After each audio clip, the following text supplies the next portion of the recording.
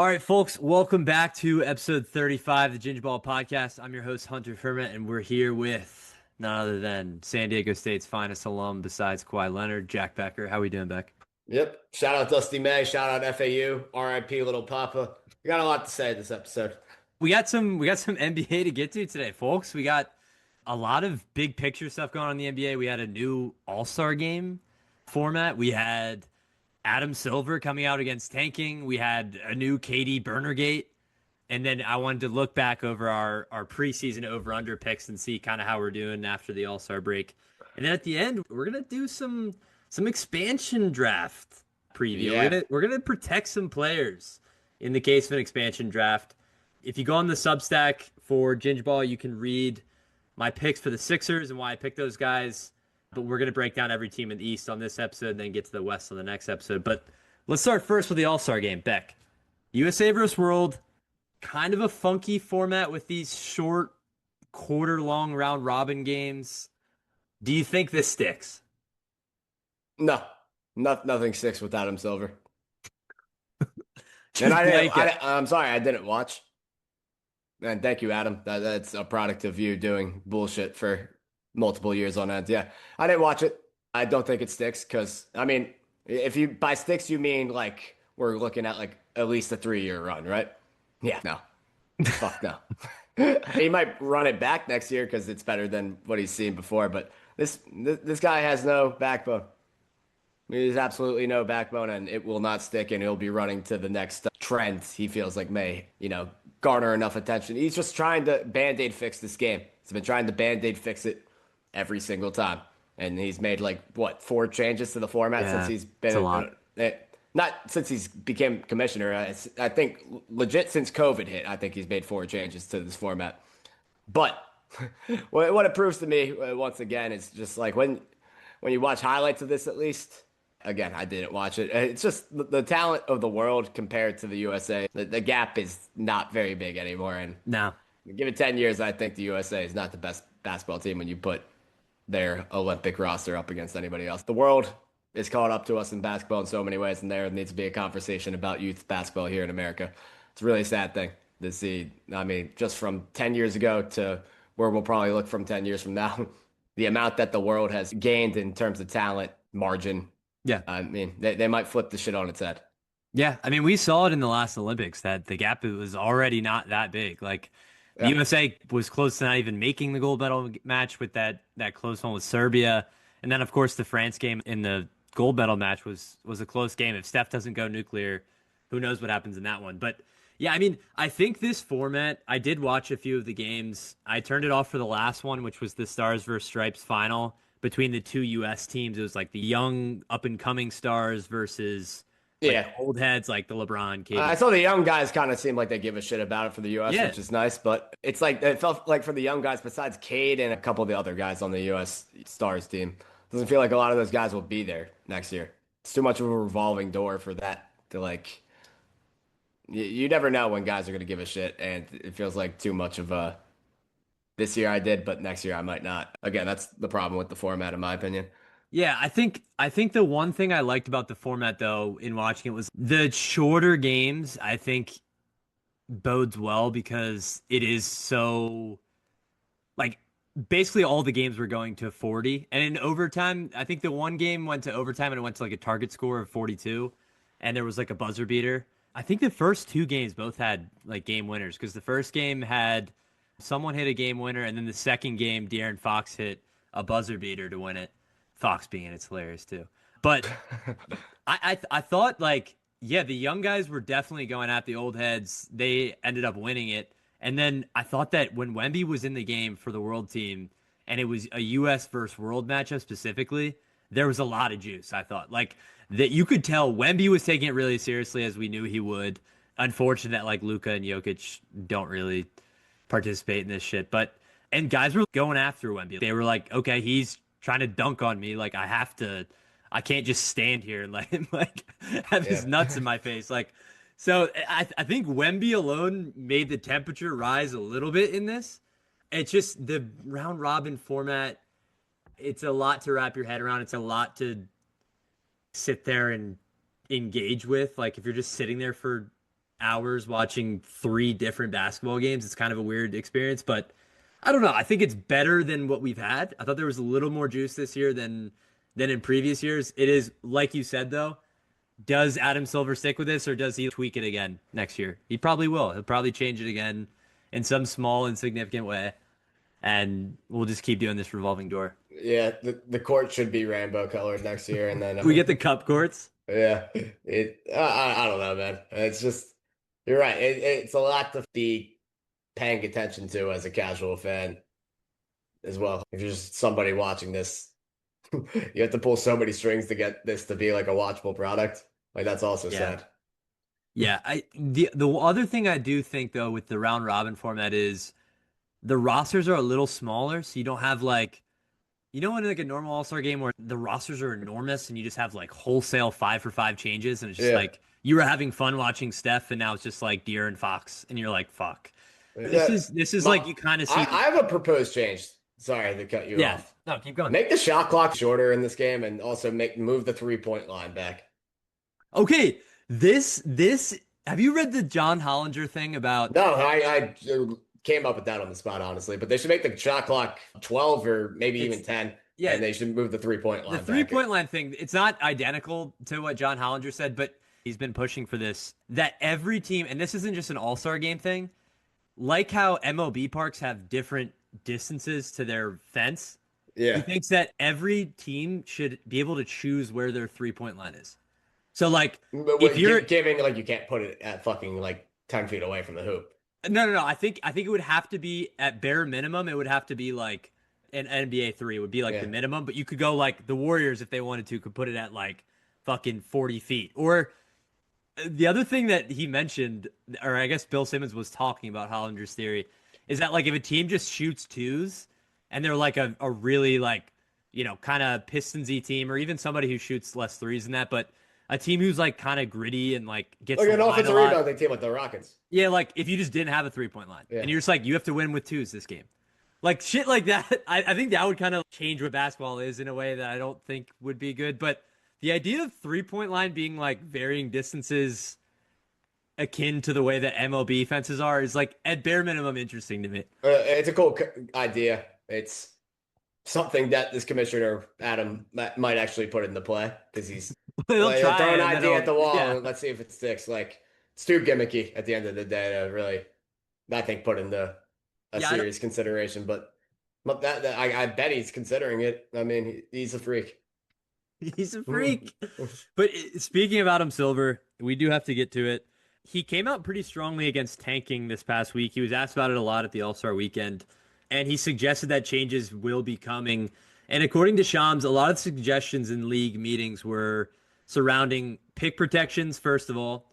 And I think what they said was picks would only be protected top four or top 14 plus. Lottery odds freezing at the trade deadline, which we discussed off camera earlier. Not allowing a team to pick top four in consecutive years.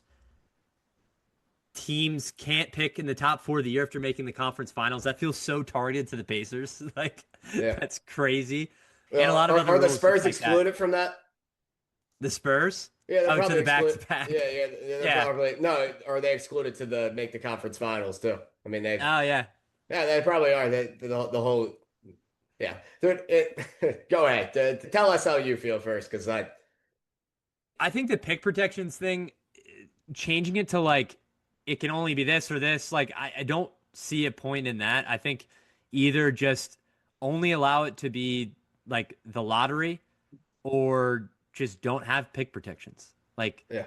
don't let's not just play this game where we're making it so hyper specific. It's already that way. Like we don't need these minutia changes about tiny between 10 picks and this. Just either get rid of pick protections or just make it the lottery and that's it. Like Yeah, lottery definitely don't protected. get rid of them. That makes roster construction and move around even 10 times worse than it already is. Because, I mean, dude, you already have a tough time getting people to match salaries and trades.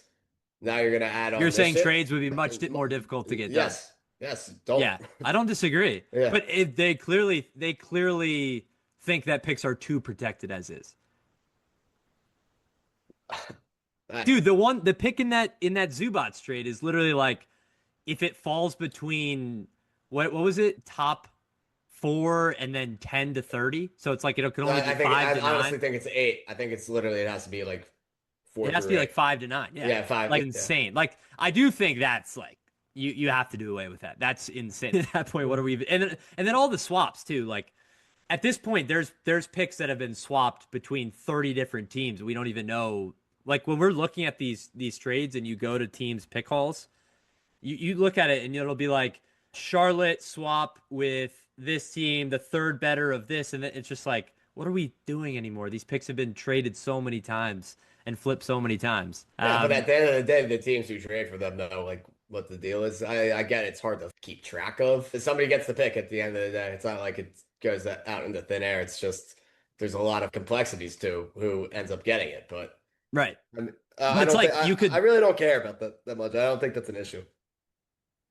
I don't. pick swap, but like you Yeah. you could have a pick swap. Like how many pick swaps just don't convey? Yeah, and well, then it goes to the year after. It's not like Right. it doesn't convey, and then the teams. But what I'm saying is the more that these are swapped and swapped and swapped on top of themselves, the more that they don't convey and they become these picks that are then pushed to the next year and are then so how does that work where it gets pushed the next year and then it's also not at the Then there's same less. spot as it was. I'm pretty sure. No, there's less protections on it than there was the year prior until it ultimately conveys. That's how I've always like when the Grizzlies had picks that I kept regularly track of for Hmm. like 2018 through 2020 like era. That's how it kind of went. I don't know. Like again, it's a little bit more. I feel like nowadays it's a little bit more complicated than it was like 5 years ago. Even like Yeah.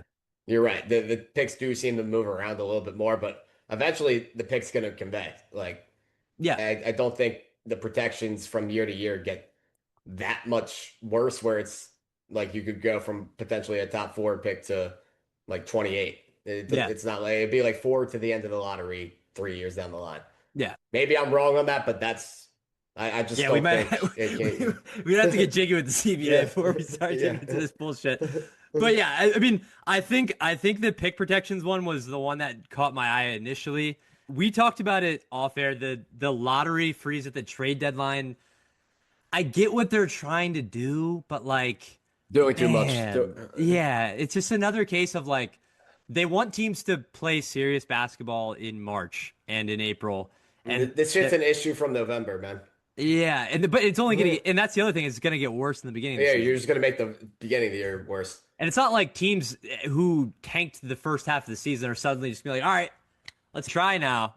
The lottery froze. No, they're still gonna sit their guys who they've been sitting all year because they have to feign like teams don't just say, "Hey, this guy's not playing because we want a higher draft pick."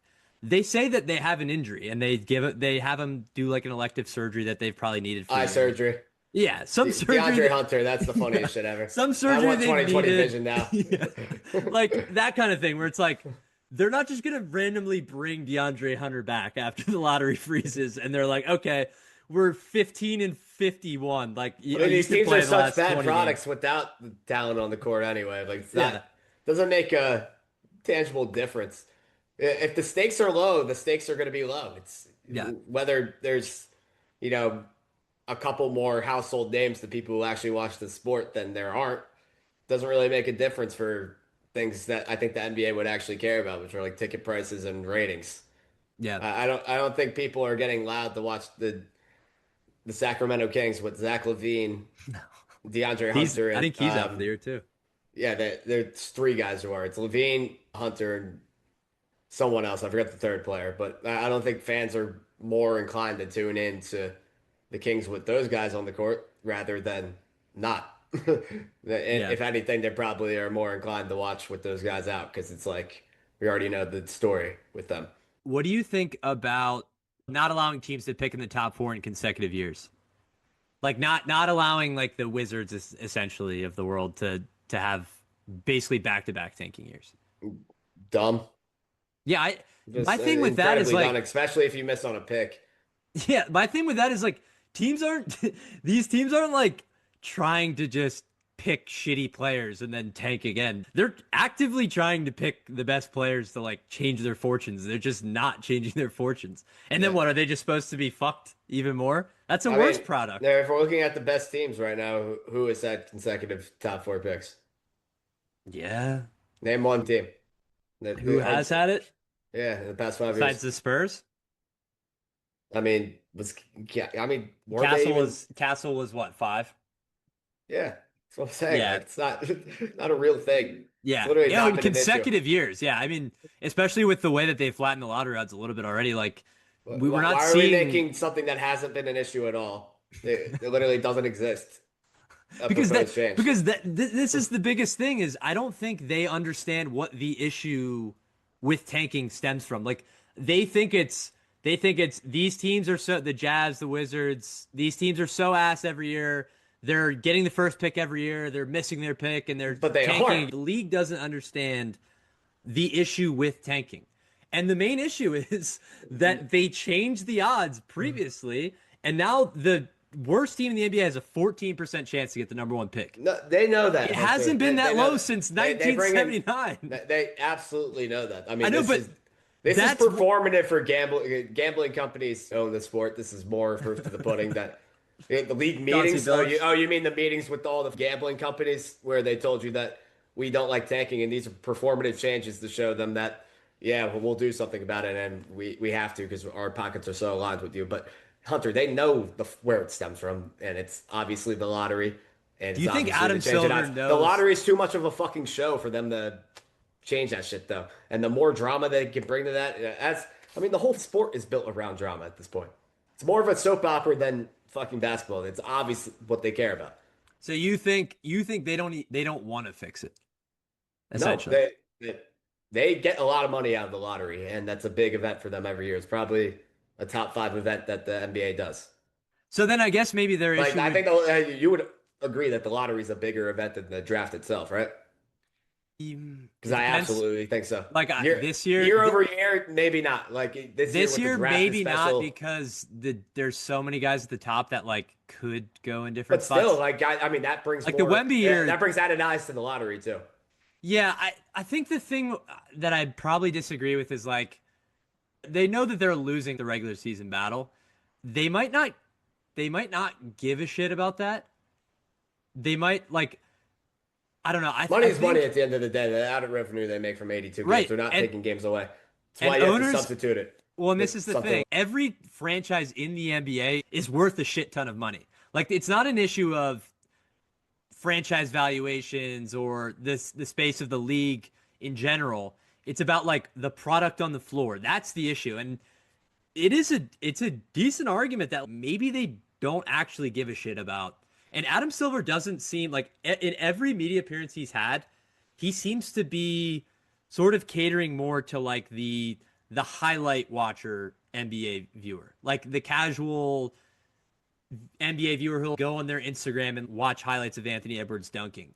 Like he seems like he's catering the league to that person versus Which like honestly, I don't think is a bad business strategy. right. It's obviously worked. Like the amount of revenue has gone through the roof in just the last 5 years, but go 10 years. Like NBA contracts, max contracts, Yeah. what they looked like when I started watching basketball in like 2009 Yeah. for like real. These shits were like 5 for 75. That's like a Yeah, we max would be like contract. freaking out. So well, at the surface, I don't think it's a bad issue, but or a bad idea. It's just nowadays, especially like the regular season issues are going to get amplified and amplified, and these list of changes does nothing to fix that. Like if Yeah. you could just be honest and admit that and not try to make changes just to put on paper for gambling companies, I would have a lot more respect for you. But you're poster child for doing something that really has no effect. Like Yeah. But I guess so the thing with the gambling companies is if you're catering to gambling companies would want I don't even know what gambling companies want. I'm confused about what they're well, mad that's what about. I'm saying is like I don't think it benefits gambling companies for these guys to not be playing in the back half of the season. Like I think what Silver the gambling companies and Silver thing is he needs these guys playing in the back half of the season so that I guess there are more, player props with stars. There's more like action on bigger games throughout the year where there's more No, stars actually I mean, I available. guess like the only thing I could think of is that, like, to your point, that they have actual data on some of these guys so they can have a better chance at fucking bringing home money. If they don't have data on like a Joe Schmo who's coming out there in March, who hasn't been rostered by a team in 3 years, or rostered at all, hasn't had any like NBA minutes that have had, real meaning, and he Mhm. comes out there and he's starting, which happens across the league. Like you'll Yeah. see at least 10 teams with guys you've never heard of who don't play real NBA minutes suddenly be starting and playing 30 minutes a night. If they don't have data on those guys, then there's some fucking, real freakazoids out there who actually study this shit. If they have Yeah, any but advantage over the book, no, the books care about that absolutely. no, I know, but It- the books know those guys. Like that is the Freakazoids is the books. That's who knows who those guys are. And like, yes, they know, but they don't have the complete advantage over yeah, no, I agree. But the wouldn't you say the like better. wouldn't you say like the more that the stars are out, the more those guys play and the more data you would get on those guys? Like the stars being available wouldn't help you get data on those guys. Those guys would play less. Like this would But benefit them in that scenario. no, I don't understand your point. What do you So mean? like if so Anthony Davis is out. Some scrub big man is going to play a lot of basketball for the Wizards now. They're going to get more data on that guy. Of Versus course, but if not Anthony Davis was immediately. here, they wouldn't get that data. Like they're getting more data on scrubs now than they would Yes, but if there's the new stars scrubs weren't every playing. fucking year. It's not like Sure, yeah. these No, guys I are agree. going to be around every March. There's always guys who have like one stint in the NBA and it's like 1 year. I think that's more problematic for books than the stars actually playing. 100%. Yeah, but those you see what I'm saying though, like if the stars played more, those they wouldn't have data on those guys. Those guys wouldn't play. Yes. I mean, So yes, you're saying obviously. they want the gap to be smaller. Yes. Okay, I see what The you're betting saying. I companies thought you were don't saying ever the want, opposite. they don't want this to happen every year where they, Yeah. I mean, I wish we could actually see data of like the profit they make on player props Mhm. from like start of the season to like the dark age of the NBA season, which is March through early April. Yeah. I feel like it's got to be less. I'd be shocked if it was like they have a bigger margin in those areas. Because if it is, then what are the betting companies mad about at the end of the day? Yeah, I mean, maybe they just, yeah, I don't know. I mean, they could just want more action on more games. Like if there were more primetime games with star players, there would be get more action. I don't know, but I mean, it does feel like Adam Silver's top intention isn't fixing the league or fixing the actual problems with the league. It's also interesting that like he's so willing to do these like it literally feels like he's reading Twitter and just seeing shit that people are throwing at the wall and be like, all right, let me write that down. I'll try that. All right, I'll try that one too. Like he's just like, fuck it. I'll try all this bullshit. Yeah, And I mean the Twitter he wants to see because I feel like I see tweets every day where it's the NBA season needs to be shorter. It's obvious he's not yeah, well, reading that. that's the actual fix. Like Yeah, that's the funniest part of all of this is we don't need any of these changes. What we need is a 65 game season, 72 game season. Like that would fix so many of these or issues. just two separate seasons. Sure, that's been your so what's your thing? You want the cup to be No, I mean separate from everybody's the like new number of games is 66. Like everybody says that when they yeah talk about shortening the season, say 66 is like the magic number. So cool, let's do 66 and let's have a 16 game NBA Cup slate where it's still gonna be, you know, it adds up to 82 games at the end of the day, but it's not going to be part of the actual NBA season. It's two separate seasons at the end of the day. And to your point where you're mentioned Champions League, yeah it gives it some of those stakes where it has its own time in the spotlight rather than meshed into the NBA season as yeah it is right now. And especially in the early part, it makes it weird. But you can't do it at the end of the year, obviously, like with how the end of the NBA season goes. So you make it its own timeline. You give another break for the players. So like there's basically two off seasons now. Granted, they'll each be shorter, but you give NBA season break, NBA Cup break, NBA season, and I feel like you get its own 16 game slate. I don't know exactly how you would implement it in terms of like what does the like regular season champion who wins the NBA finals like what benefit do they have over the rest of the league in this, or is it just a completely new slate like hmm that?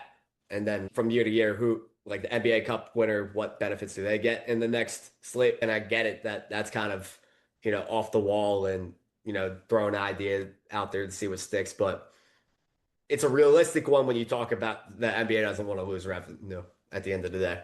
And would the contracts be separate for these games? I guess that's something you have to look at. Like, is there a different salary base for cup games compared to regular Yeah, the game season? kind. Maybe at the end of the day, that adds more issues in than, problems it fixes. But I like the idea on the surface. I know there's a lot of shit like I that there would I be like my idea. figured out, but I think if you are locked in on keeping an 82 game slate, then something different has to be done.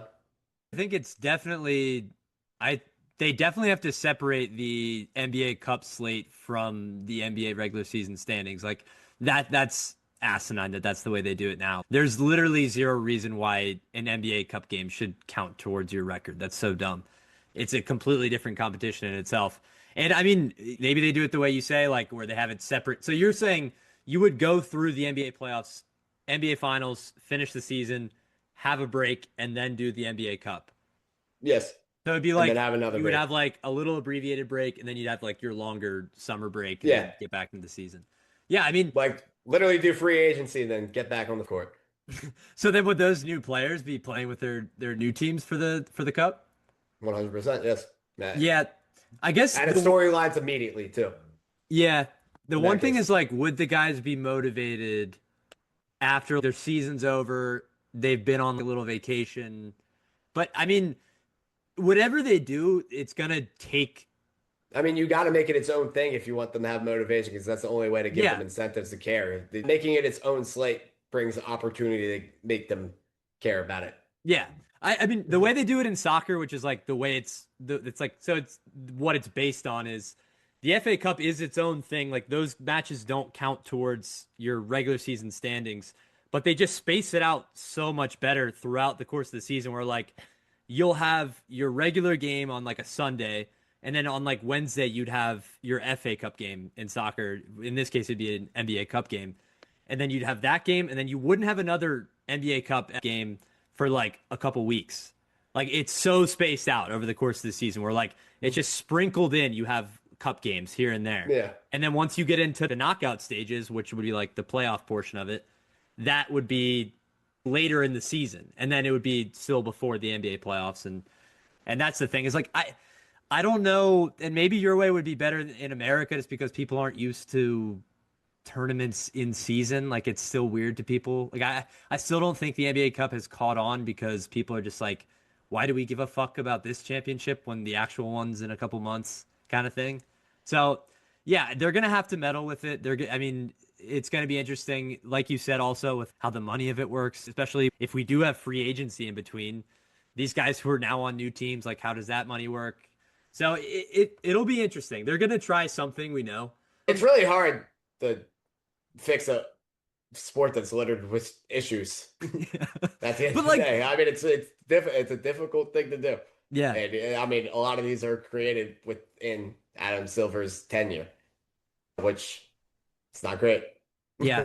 Definitely not great. It's also just like how many sports is it that like the issue with the sport is that we don't give a shit about most of the games. Like this is the only sport where it's like, yeah, we need people to give a shit for like the last 3 months of the season. It's Yeah, I like, mean, it's a really hard litmus test with like the difference in schedule of the other two major sports, but hockey is the exact same yeah, schedule, exact same playoff format. Do enough people care about it? And just yeah, America it's and just as in general for us to like really have a good barometer for what the issues are in hockey. But I see nothing about hockey having anything like this. yeah. I think a lot of hockey fans are so like hockey is their sport that they'll watch it. Like it's Yeah. similar to baseball in that way where it's like baseball fans are baseball sickos for the most part and they'll watch every game and their schedule doesn't really matter as Yeah, much. I mean, but I mean, it being double the amount in Yeah, terms of yeah, season length, lengthwise. they don't have tanking issues at all. The draft has very little implications, it feels like, or brings it like the MLB draft, like, Oh, isn't even MLB, fucking yeah. I thought you were it's saying like not even NHL. televised. Yeah. It's not an event. Yeah, because it's a million rounds. Yeah, but still, I mean, you would Yeah. think like the first rounds would garner Yeah. buzz. They really don't at all. Yeah, who was the Bazuna, the Australian kid? He was just like Yeah, in his living room. like He was the you first can't pick. name the number one pick in the MLB for the past 10 years. You can't name probably can't name one. Bazuna. Easy. Great. Yeah, name That's another. it. That's all I know. Name another sport that like you semi follow Yeah. that's a Yeah, thing. where It it's well just the not a thing. MLB also just has a completely different player pathway where it's like those guys aren't playing immediately. Yeah, Like that's the true. NBA, these they were literally plugging and playing these guys into the Yeah, team. maybe we should start drafting people at 14 and doing that, especially with the Now way you're that really fucking going college is set up. soccer. Now you're really Yeah, fucking going soccer. I, Have academies. I get it. That's very early, and with high school, like you still have to learn at the end of the day. Yeah. But maybe drafting kids out of high school would be the worst idea. Like at 18 years old and bypass college, like too much money in college sports now, great. Like the NBA doesn't have any restrictions from them just saying, fuck it, we'll change our system now. Because like college making that much money, college basketball or college football, even for that matter, making that much money has no like say in if the NBA or NFL change that rule ever, right? In theory, they could completely take out the college sports market in overnight. Yeah, I think a lot of guys would still play college hoops. But yeah, I mean, Darren Peterson would never step foot on a college campus. Like, Yeah. there would be no chance that he would ever go to college. And there would probably be a lot of guys like that, especially now that, like, I think Darren Peterson is like the first load management college player. Like, he's kind of, I wouldn't be surprised if this is like a new thing that we start to see Not at all. Not where at a all. And lot of these I love that he's guys, doing it, honestly. I you love it. might, you might be one of the only people that loves it. But I mean, all the Absolutely. power to him. Like these guys, What the fuck do you you get don't out of own. this? Yeah, you And don't if you own get money this. up front, then like, what, dude, if you're a generational bag chaser, then yeah, it's a great move. There's no upside to winning in college. There's literally zero. Yeah, for a guy in his shoes, there's zero. Oh yeah, no, He's yeah, gonna be it a doesn't top four matter at pick all. regardless. He could do anything right now, and he would still be a top four pick. The only thing he has to do is not end up in prison. He's in top four pick. Yeah, or have like a catastrophic injury. No, I see why he's doing it. Like it makes sense. It's just it is optically it's so brutal. But like, yeah, man. I mean, the advantage of him winning a national championship Melo style is so small in comparison to the risk of him It like does nothing blowing for out your his legacy. knees like Greg Because Oden I and mean, shit. like Carmelo is a great example. Because if you have a career that plays out like Carmelo Anthony, what person, if you ask anybody on the street that's a basketball fan, is going to be like, "Yeah, Carmelo is a winner because he won at Syracuse his freshman year." Yeah, no. No, Is you Carmelo won't be past? seen as a winner. Yeah. Yeah. I agree. Yeah, I mean that's So literally the knock on Melo's yeah, legacy. Like the knock on Melo's legacy is that he folds in big moments in the playoffs, and meanwhile he single-handedly willed his college team yeah, to a title. Like literally yeah, unprecedented shit he did in yeah. college, and no, As a freshman, right. Which I will say for his, I know like the NBA or basketball because it's Naismith Hall of Fame, so it's not just, but like it's easier to get in than other sports, but like him winning that genuinely had like a huge impact on his Hall of Fame case because otherwise it's a lot of empty stats for Melo, dude. he's got to get in regardless. So Yeah, he has a ton of All you're right. Stars and Yeah, All NBAs, but like and it's the Naismith the Basketball Hall of accolades Fame. aren't great. Yeah, Yeah, and he has a gold medal in the Olympics. His case yeah, is actually really good. yeah. It's fucking Carmelo Anthony. But anyways, yeah, I think it's interesting to think about whether or not they would ever. I mean, because they tried the overtime elite shit, they tried the G League Ignite stuff, like that didn't work. And it is interesting because I think you bring it up because in baseball there is that player pathway where you're drafted to an organization, you go through their farm system, you eventually make to the pros when you're like in your prime. You know, and there's the cases where the guys, you know, the Skeens of the world just are immediately pros. But there isn't that sort of like I think the goal of the G League and originally the D League was to be like that breeding ground for these younger guys who aren't really ready for that next step yet. But I just think the talent gap between the G and the NBA is so big that it's not really the developmental It's not league even the that it was talent meant to gap. be. the guys who are playing and that the best players, their roles are so much different than they would be in the Yeah, league. yeah. Like Like Janai you have Broom goes guys, down and has 50, and then Drew Timmy, yeah, yeah, great exactly. example. South Bay Yeah, Drew Lakers, Timmy baby. is, we're gonna play through Drew Timmy in the G League, and what are we doing with Drew Timmy in the NBA? That Yeah, it's and that makes it harder for guys who would be sought out to be role players in the league who actually like play well without the ball. Like if you're in the G League, how do you make yourself a difference maker compared to anybody else if you're you just have to have 50. playing? Yeah, Yeah, but even if you have 50, I don't think it's desirable to a team yeah. I because you're in mean, the G League at the end of the we saw it with day. Janai Broom, dude. He puts Yeah, up crazy numbers in the G, and the Sixers just don't care. They're like, we know yeah, you're not an NBA player. yeah. Like, you And can put I up mean 40 they're and right 20. on. Yeah, you Yeah. can put up 40 and 20, and you'll chill in the G. Yeah, I mean, it's tough. There isn't really that like developmental pathway in the same way, and that's like Luca grew up in Europe, and they have like these professional academies, like basketball academies, where you are basically trained to be a professional basketball player from like the time you start playing basketball, and they realize that you're really talented, and Yeah. then it's The Yao dual Ming it's dual hook or business. academics. Yeah, it's in Dirk in Germany, like it's dual academics and sports, and you like go through the academy and they train you, Yeah, I and think it's a much better that's what they do for process soccer than too. like yeah, I think it's much better process than what we have in America. Yeah, And I trade I mean mean that trade would school should have been a thing in and America like fucking years ago. hoop trade school. But I mean, But they do have like yeah. classes. I mean, there's definitely debates about what these kids are actually learning in Yeah. these classes, Yeah. but like the Union has that. Like in for the Philadelphia Union, they have the YSC Academy where you take classes and you train in the afternoons, and you do like a morning training, you go to class, and then you train in the afternoon. But that would just take like a whole different outlook on like the way we view development for athletes and everything. Like part Yeah, but of it's obvious American basketball obviously beats it. It's oh yeah. so it's clear as day, dude. AAU is such a fucking Oh, outdated like yeah. it's so utterly obvious that anything would be better than what is currently in place. Because it's just Like, play without rules and structure. yeah. Well, and then the top high school teams are just all of like the five stars are on one private school team in like Montana against like another private school team in Yeah, LA. well, more the reason they like And they trade schools I'm every more two for years. just drafting these fucking kids at 11 years old. I really am. I want to see them in their math class when Uh, they're when they're fucking 10. Get yeah, them in. like yeah, let's throw bags at these kids and Who was the QB that USC recruited when he was like 8? Remember that? There was like the huge ESPN yeah, story like the, back in the the the day. guy who could throw right-handed and left-handed. Yeah, yeah. Yeah, that guy. Yeah, Whatever happened ambidextrous to guy. that kid? Yeah, I don't. He got into drugs, I think. Yeah, well, that's Yeah. the other thing you're at risk Um, of. but like seriously, the American basketball system right now is basically, yeah, we choose you.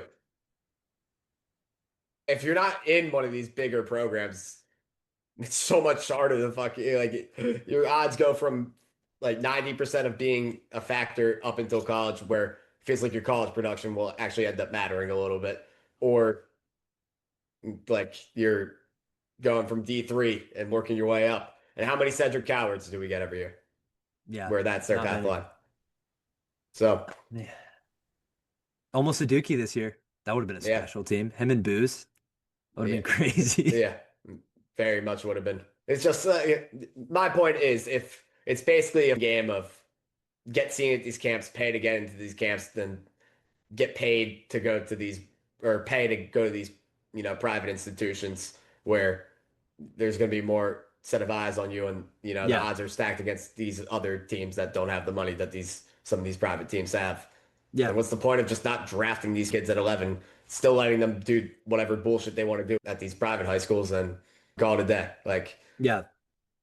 Yeah, I mean there was a really good I gotta find that article I read, but there was a really good article about like what you just talked about where all a lot of these kids too now are like really wealthy that come up like through the AU system, and like they're able to afford all these yeah, I mean, let's like not lie. elite Like, money camps doesn't and buy a lot of shit. Like, if you're a rich parent and you have your eyes set on your kid being an athlete, you marry a tall woman. We want the genetics. Like, yeah, I mean, you can have a plan in place and increase the odds of your kid becoming pro athlete tremendously.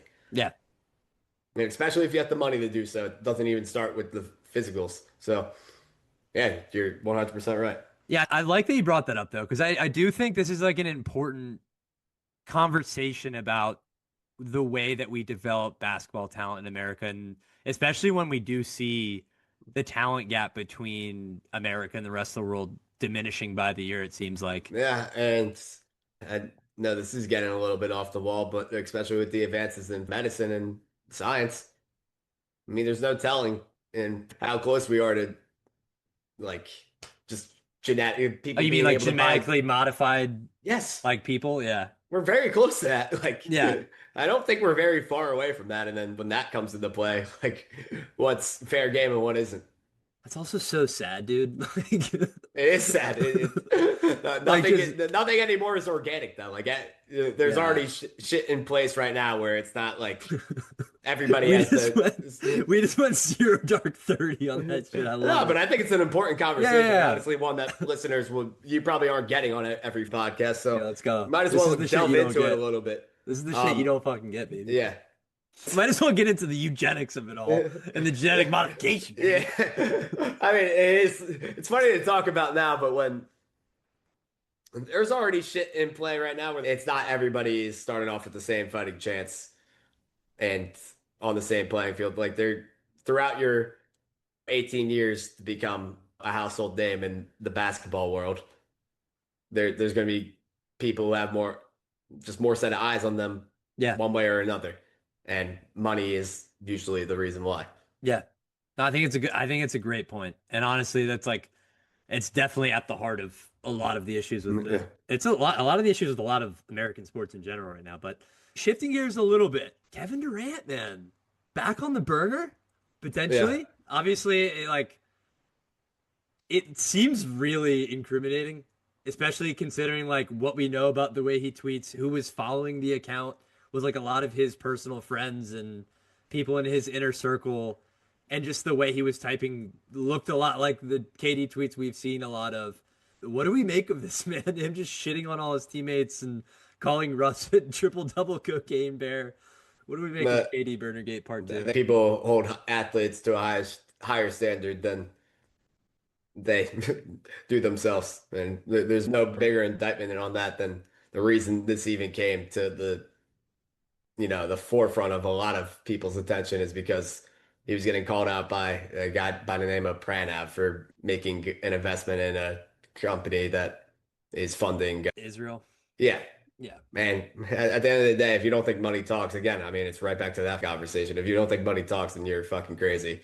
And I think calling him out over that is insane. It's not, I don't think that was in place when he initially made the investment. And even if it was, you're crazy. If you hear a guy who says, I get paid 2 million for 2 hours of work, yeah, I'm doing it. Like it's a no-brainer. And I think he would too. I think the guy who sent him that tweet absolutely would do that too. So I think people with the moral high ground on a lot of these issues should really just think about if they were in the shoes of somebody getting offered the amount of money these guys are to do like pretty much nothing at the end of the day. So that's one thing. Second thing, like only thing I can really get on Durant about is just the publicly shitting on your teammates thing. Like that's just a Well, bad look. yeah. But I mean, some of it's like it is humor to me. It's like funny. Like that's right up my alley. Like with a lot of the shit he says. So I think it's hilarious. I just think he's he's. I don't know if he cares. So at the end of the day, I don't know if this is like. I don't really know if he got caught. I don't think he cares if he got caught. In my personal opinion, but if he didn't think he was gonna get caught doing that, then just like why not do that over like iMessage or Yeah. text? But again, I don't think he cares that he got caught, so I don't really hold that against him. I just think the optics of having, your teammates see that, you got to Yeah. know that there's going to be some, there's going to be some outcry or some backlash if that is to be seen down the road.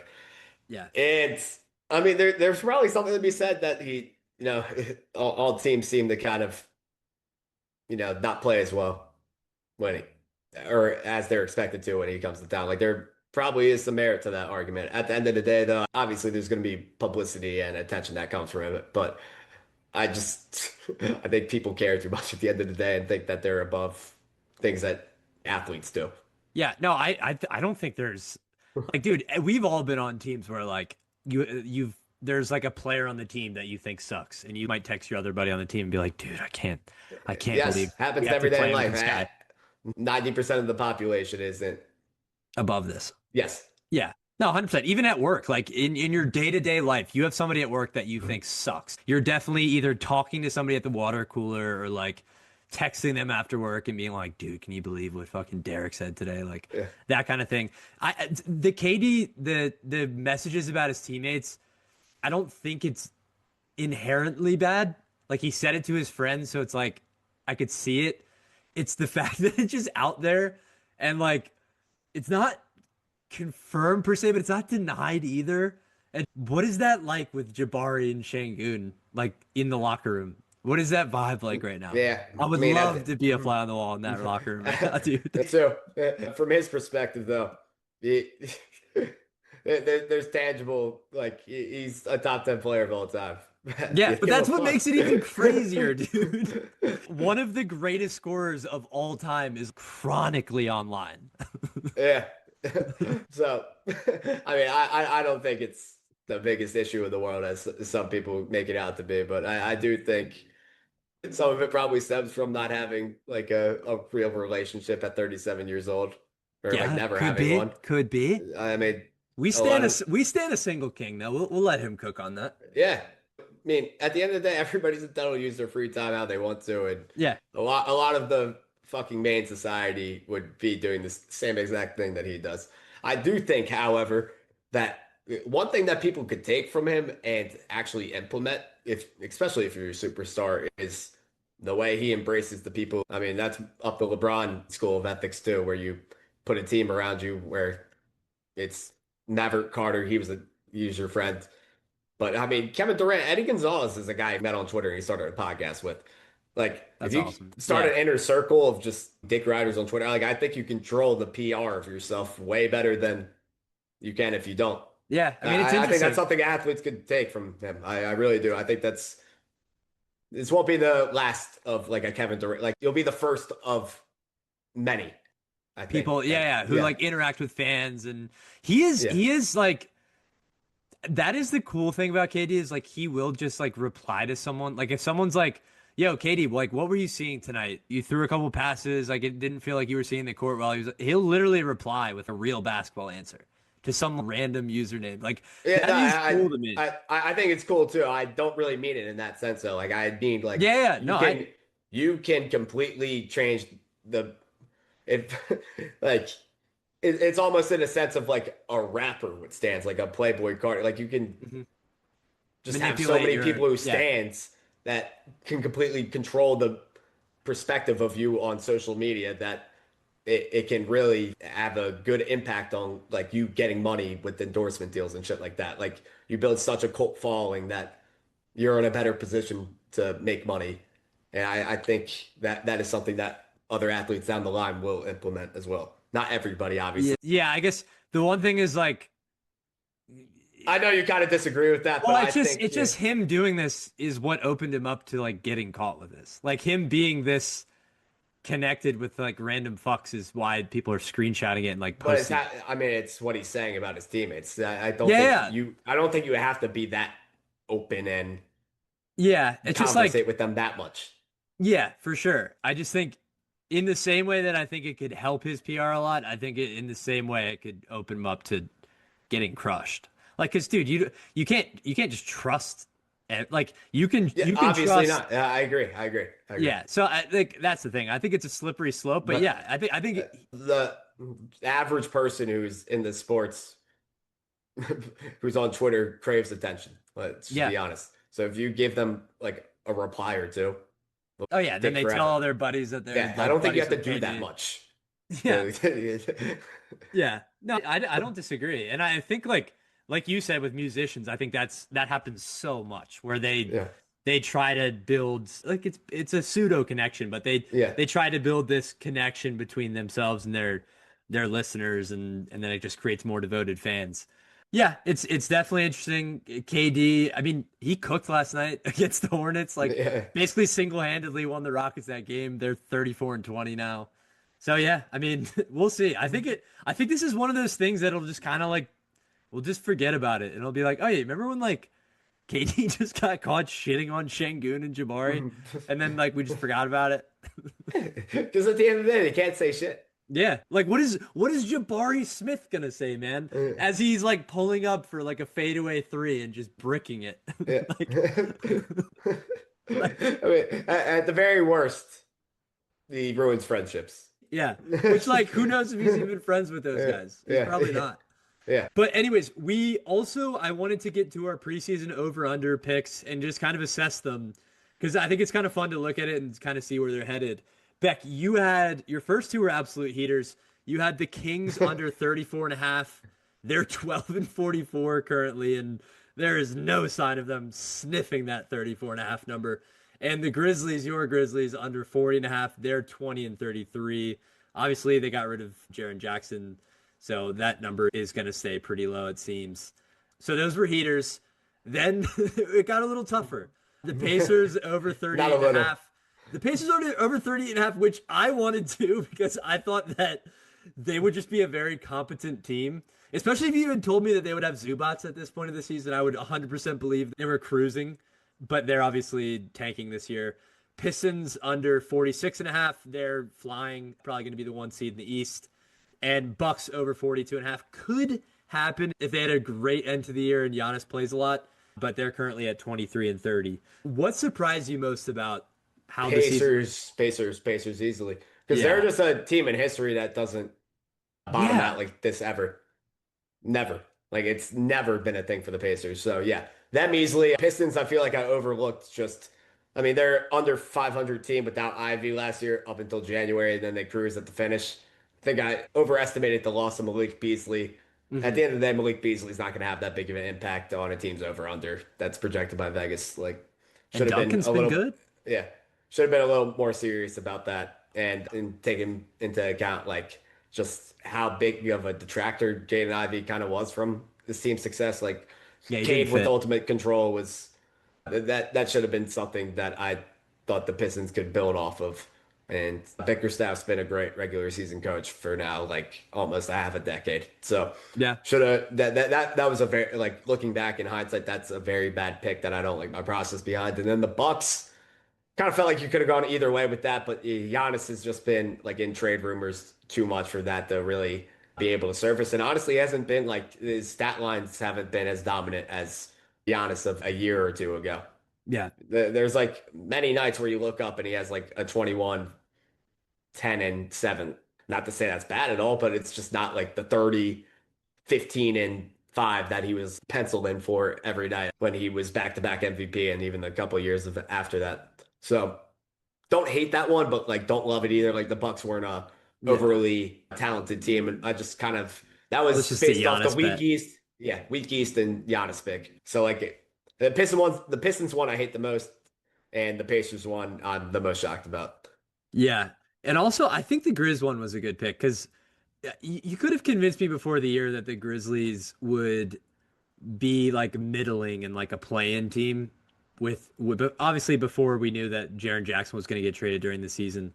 You could have convinced me that John and Triple J could have mustered together a 500 team. So I thought that was a good pick. My picks were Bulls over 31 and a half, which was cruising, but Yeah. with the Bulls just completely selling the farm at the deadline, I think this one has real potential to not hit. They're currently 24 and 32, so they only would have to win 8 of their last Matt, 26 I think you're good, bro. games. I think Dude, you're I good. don't know. Have you watched them since they traded the farm? No, I no, don't I think they've haven't. won a But game. they're a team I trust history on. They haven't finished below 32 wins in how long? Years.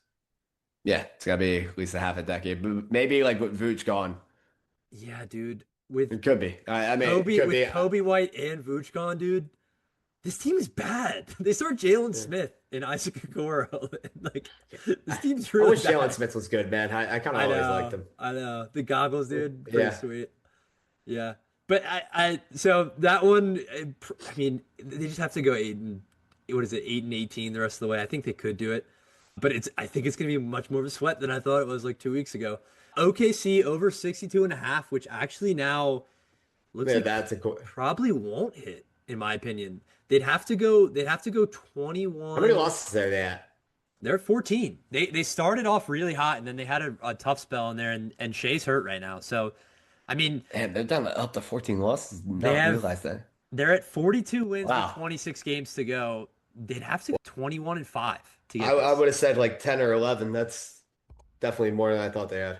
Yeah. Yeah. No, they've sneaky lost a decent amount of games. The Spurs are kind of on their tails, and so are the Nuggets and for the one seed. But so that one I don't think will hit actually, unless Shea plays more games than I think he will for the rest of the season. Rockets under 53 and a half. They're currently 34 and 20. They were struggling pretty mightily That's your leading best pick right into the All-Star break. I feel pretty good about this one with 28 games to go. They'd have to go 20 and 8 the rest of the way, Yeah, which that's not happening. doesn't feel like it would happen right now. But I mean, if they go on a tear, they could go above it, but I feel good about that. Lakers under 48 and a half. They're currently at 33 and 21 and they play I think the Clippers tonight. So they've got 28 games left. I They'd mean, have to go they started 16 and so 12 they the started rest of the way. so hot. Like their record, like even still, but especially at the beginning, did not match like their net rating or their advanced stats at all. They're Yeah. just so bad on defense, man. The offense was just Yeah, crazy in the yeah. beginning of the year. Like Reeves was on one of the biggest heaters you could be on for a player of like his talent level. Usually, you don't see guys get to the heights he got Yeah. stats was. Yeah, but I mean, the thing with the Lakers is they kind of turn out wins against teams they should beat, which Yeah. is good. They just No, it's I'm scared about that still. yeah. Oh yeah. I mean I've under and I feel pretty Yeah. decent about. I mean they'd have to go 16 and 12 the rest of the way, which I think they definitely could do. I'm just skeptical. There's so many nights I watch them and I'm just like I don't see it at all. And it also depends what version of Braun you see on the night. Like that could Yeah, change your but whole I viewing mean, experience. I think they will definitely. I feel like you're in playing territory if they go under here, and I don't Yeah. think they want to be in playing territory because they've No, probably been not. playing so many times since the championship. Yeah, I mean, at 48 wins, it would in the West it probably I think they'd still be No, above. They'd probably be I around think they're doing six. enough to get the sixth seed, and I Yeah, think getting I to think they could 49 be or it. 50. Yeah, I mean they could. I mean I would be more surprised if they went under than if they went over. Spurs over 44 and a half. They're going to smash that number. I think they have 39 wins now. Yeah, 39 and 16. They might hit that like next week. That was the one Yeah, I was that most was proud of. good. I was on the Spurs being a contender in the preseason, and I was surprised Yeah, that absolutely killer pick there. number was that low. Same, But same. but yeah, so I think the honestly the biggest surprise from these picks to me from mine is that Pacers? OKC like No. potentially for my picks Yeah. is that OKC like probably won't hit theirs. That was one of my I, biggest I'm locks. with you. I'm with you. Especially like The way they started the year, dude. Brother, I had this shit for them to break the record parlayed with the fucking Miami Heat to win the East. Yeah, I remember And that. I got a, And I was like, I yes, dude. profited off a cash out. Like that's Yeah. how good the Thunder were at one And how point good this the year. Heat were And to I didn't start the even year. take it at like the height of that. Yeah. Yeah. So yeah, like the Heat were at that point like the seven at 16 and 12, and the Thunder had started to kind of lose like some games. Yeah. And I still got a profitable cash out. Like Yeah. What'd you get on that one? I mean, it was a $10 bet, and obviously I had the Knicks winning the cup, so that like was already Yeah. hit by that point. But Let's go. I got 1570s, not in profit, but like I got 570 in profit, Yeah. which still is kind of nuts, Looking especially back with how for anal for with Heat, how yeah. anal books are. Like it Yeah. shows you how much faith they had in the Thunder. And how spooked they were Yeah, by the Devil Heat. yeah. Yeah, I mean that is crazy, dude. Like we were sitting here being like, yeah, Norm Powell could swing a playoff series. Yeah, and also They like look they look good, man. yeah, and also like they get brainwashed by thinking Miami might actually bring in somebody that No, makes an that was impact big every too. year. I feel like that's always on their mind, sort of. But at the end of the day, that until Pat Riley is gone, you can pencil them in to do absolutely nothing. He's never doing anything. Myron Gardner in the rotation. I'm just checking the Heat score right now. They're spanking the Hawks. Oh yeah. Speaking to that point, you're right. All also tremendously understanding like You definitely don't think Haywood Highsmith even steps on the court this year, and he'll be playing good minutes for the Suns in the playoffs. Just get ready. Just wanted to talk Oh, to you I about like that. Haywood Highsmith. I wanted him to be when we got campaign. I wanted us to get Haywood Highsmith. I think he's so much better. But Yeah. yeah, I mean the Suns are a good basketball team. I'm not. I hey, look, Beck. I know you love your Suns. Your Colin Gillespie Suns. I know you love them. But hey, man, you Oso's been nice too. he has been. He has been. He's been one of their like most undervalued guys. Like, He's awesome. He's yeah, awesome. Like great play. if you look, I saw this graphic that was the NBA players who, according to their contract, they're outperforming it the most, and there were like five Suns on it. It was like Gillespie, Iguodaro, and there was another role player on it. But they're just finding value on the margins in ways that a lot of teams aren't, which is especially like Dylan Brooks and Grayson Allen and what they've Yeah, got trust me. out of And those I'm guys. not sitting here telling you that they're definitively winning a playoff series. I think at the end of the day, what's going to kill them is their big depth still. Like, Hmm. wish they could have got Malawak I know, like dude. at least a little ramped up for, some minutes at the five because you're relying on Mark Williams too much. And if Mark Williams goes down, then that operation kind of does squander a lot. But like, I feel really good about this team with their wings. Like, I mean, very good. Oso can play some small ball. Like, Yeah, but that can't be yeah, the that can't be only your only other thing. yeah, that's like their only go-to at that point. Dude, I was so in on Malawach. Like Yeah, I thought that was me like a too. slam dunk Yeah, pick, dude. I I'm was like, quite why would you get disappointed. Mark Williams? You have Malawach, I mean, dude. I was like Like, mocking him to go at 4 when we were yeah. doing our I remember I first texted a spots. buddy. Yeah. I texted a buddy and I was like, why shouldn't the Sixers take Malawach at three? Like, Yeah. you might be the special one, dude. Like, And now it just feels like if you don't play your first season in the NBA, like, are you going to be anything? Are you yeah. going to bring any value at any point? Like, Well, it's also just like they didn't see anything. Like they're with him every day and they don't see it. Like that's the worrying thing. yeah, there's just really no cases of guys getting no burn. Like Reed Shepard would be like the one guy you point to, but he's a small guard who Yeah. like a guy with his like physicals, it can't just be he needs to put on weight then get in NBA shape. I feel like there's no way. Yeah, which like we've seen guys who need to put on weight who still like perform pretty admirably in their rookie Yeah. years.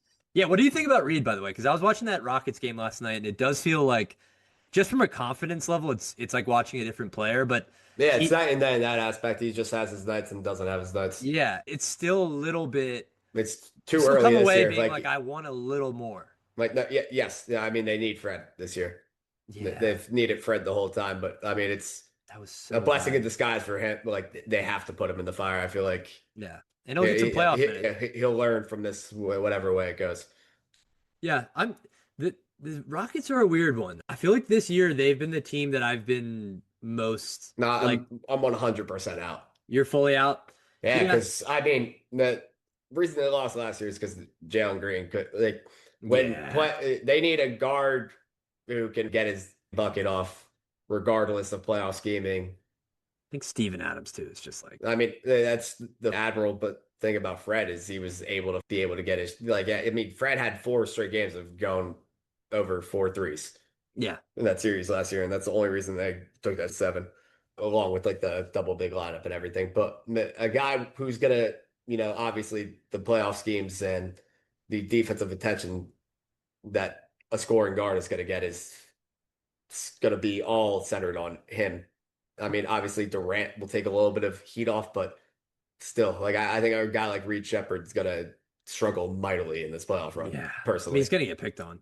But I think it would be a good learning experience for him. Like I still think he has time to figure that out. Whereas like a guy like Jalen Green, I think the story or the books shut on him ever becoming that guy, like your lead scorer for, Yeah. a playoff team that has real, expectations. Yeah. I think honestly, Reed's breakout year might be next year when Fred's back, just because I think it'll be a good combination of he has some real NBA minutes under his belt. He has playoff experience. He's dealt with some like the warts and stuff. And then he also has the security blanket of Fred being there and like he doesn't have to have the huge role. The only problem is like if that's the guy you have in year three, that's not a great use of that pick. Like if you have like a basically In we're that basically draft, talking about like a no, no, Peyton no, Pritchard. in that draft, Yeah, that's true. no, Like like we were we were that's what you want. we were struggling in that draft. But yeah, I mean we're essentially talking about him being like a Peyton Pritchard kind of guy. But yeah, I mean like when Tidjane Saloon is like the sixth Yeah, pick, I don't know if you can really like bat yourself over the head about that. yeah, But I'm excited for the rest of the season. We're getting into like a fun stretch where there's going to be obviously the Mickey Mouse March where we get the bullshit teams get on heaters and we get players that put up 50 and they actually suck. Shout out Jalen Green. But there was one other thing I wanted to do on this pod, and that was a little bit of NBA expansion draft talk. So obviously the NBA Board of Governors, it was recently reported that they are likely to vote on expanding the league in the future. Obviously the two teams that they've talked about the most are Seattle and Las Vegas as the two cities to host those teams. So I wanted to do a little exercise. yes, sir. In the case of an expansion draft, you can only protect 8 players, and you cannot protect obviously players who are on expiring deals who are going to be unrestricted free agents. You can protect restricted free agents. So for the Eastern Conference, let's just go through the teams in alphabetical order and let's pick the 8 players that we would protect from each team. Let's start with the Atlanta Hawks. All right, so this is Spotrack's website. They actually have an NBA expansion draft. It's not even an ad, but I'm just like I'm floored that they had this. This is so sick. They have an NBA expansion draft beta where you can go in, and I literally put in Supersonics and Las Vegas Gamblers as the two teams, and you can just go through every team and see who's eligible, who's not. So as we look at this board for the Hawks, these are the players who hypothetically they think would protect. We don't have to go by this. These ineligible guys down here are who you can't pick. And as you can see, it's like all the free agents. But these guys who it says protected next to or unprotected are the guys we can pick from. So Beck, who is your first? Let's go with we'll each do two guys that you would protect. Go with your first two. I mean, Jalen Johnson. Let's just get the easy ones off the way. Jalen Johnson.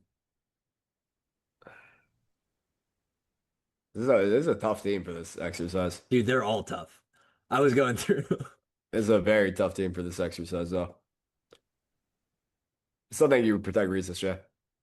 Wow. Like, Okay. I think out of all of these guys right now, he stands out as So not Dyson. he. It's just the contract. Yeah. If we're going off current CBA, Yeah. Well, that's yeah, part of the consideration for this, yeah, which is why no, this is fun. yeah. I mean, that's completely in my head already. So, like Reese Shea, yes, because it's a guy 20 years old. I I don't think like the bust allegations are as big as Anthony Bennett. Like it's not like his value is completely gone, and that contract's not a tough one to trade. So yeah, Yeah. compared to everybody else, Reese you could talk me into like honestly, like Kongwu and him are like on. Yeah. I Double was up. between those two, but I'll go Reese. Yeah. I mean, the other thing about those two, especially, is that the last two you said, Double O and Risache, they'd only have 1 year after we did this. So, as you said, you can trade these guys the following year Yeah. if it really did, if shit did hit the fan. Yeah. Jalen Johnson is obviously the obvious one. I would protect Dyson Daniels. So are we saying that Okongwu we already protected? Yeah, let's just say I took three guys off the board. Okay. And honestly, you should just take three here I'm because gonna then take. the last I'm two gonna are probably take. where it's going to get Yeah, I think the tough. next couple are easy. I think Dyson Daniels and Alexander Walker would be my next two.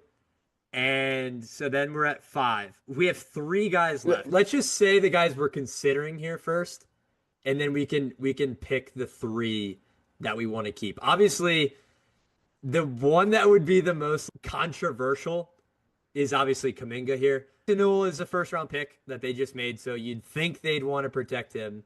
And then after that, dude, it's like Corey Kispert. Like, dude, the bottom of these 8 I found when I was going through this is like it can get dire. I think Goye is my next. Muhammad Guy. Yeah. Yeah, I mean, I don't. No, I think I would take him and Kispert. That's And what I. you'd leave Kaminga. You wouldn't protect Yeah, him, right? Yeah, I wouldn't. and that'd be the best thing for Kaminga too. Yeah, I don't think I would protect Kaminga either. It's interesting for Atlanta in this situation is because they wouldn't have seen a ton of him playing for them before having to make this decision. But yeah, I think Asa Newell you'd have to protect. It's just like a first round pick. A team's not going to give up on them that fast, especially on their rookie deal. Like it just doesn't benefit you to do that. The upside's too much for a 20-year-old. And then, yeah, I think I'm definitely keeping I mean, Kispert. they have enough young guys here, though. It's I'm definitely keeping Kispert, dude. yeah, Um, I guess Pittsburgh was a lock to me, like from the time I saw this, but I think they would go with Goye over Newell. I think it'd be a mistake. Go ahead over Newell. Yes. So you think they would just give up on a first round pick after like a season?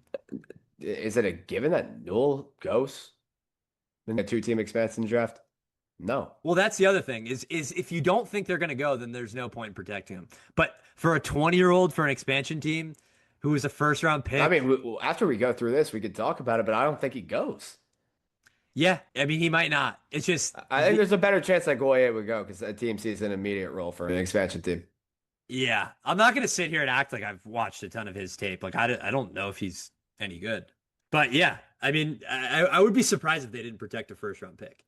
But they might not if they think he really sucks. We've seen teams if they think a guy sucks. Jared McCain, Daryl Morey was very fast to be like, Yeah, I let's mean, shop the market. You really think somebody would take Muhammad Gaye in an expansion draft? I think there's a better chance just because I think he provides something for them in terms of what they badly need, and I think a team would see a more obvious fit for him than Newell. The other thing that I was thinking about with this exercise is like it's interesting to think about how an expansion team would start their whole process. Like, would they immediately try to grab up all these guys who, like the Kamingas and like the guys who would immediately plug in and be like NBA players? Or would they go the route of like picking up a bunch of fun, talented young guys who they can have like assets and build a young core? Like, it You're would be describing interesting to Kaminga, I see. feel like.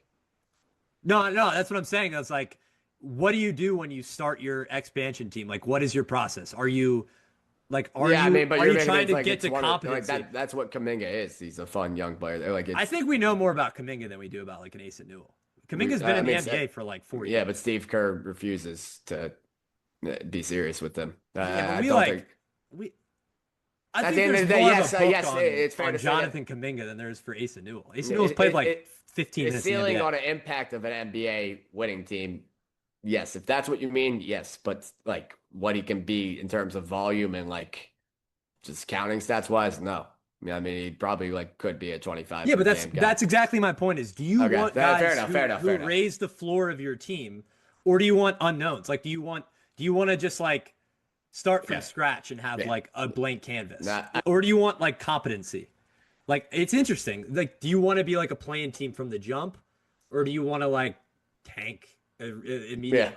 Like But I starting a mean, the dynasty. only thing I would say that like similarly to Michael Porter, he could like increase his value because this is exactly what you would say Yeah, about Michael Porter. And he's another now guy he's like this.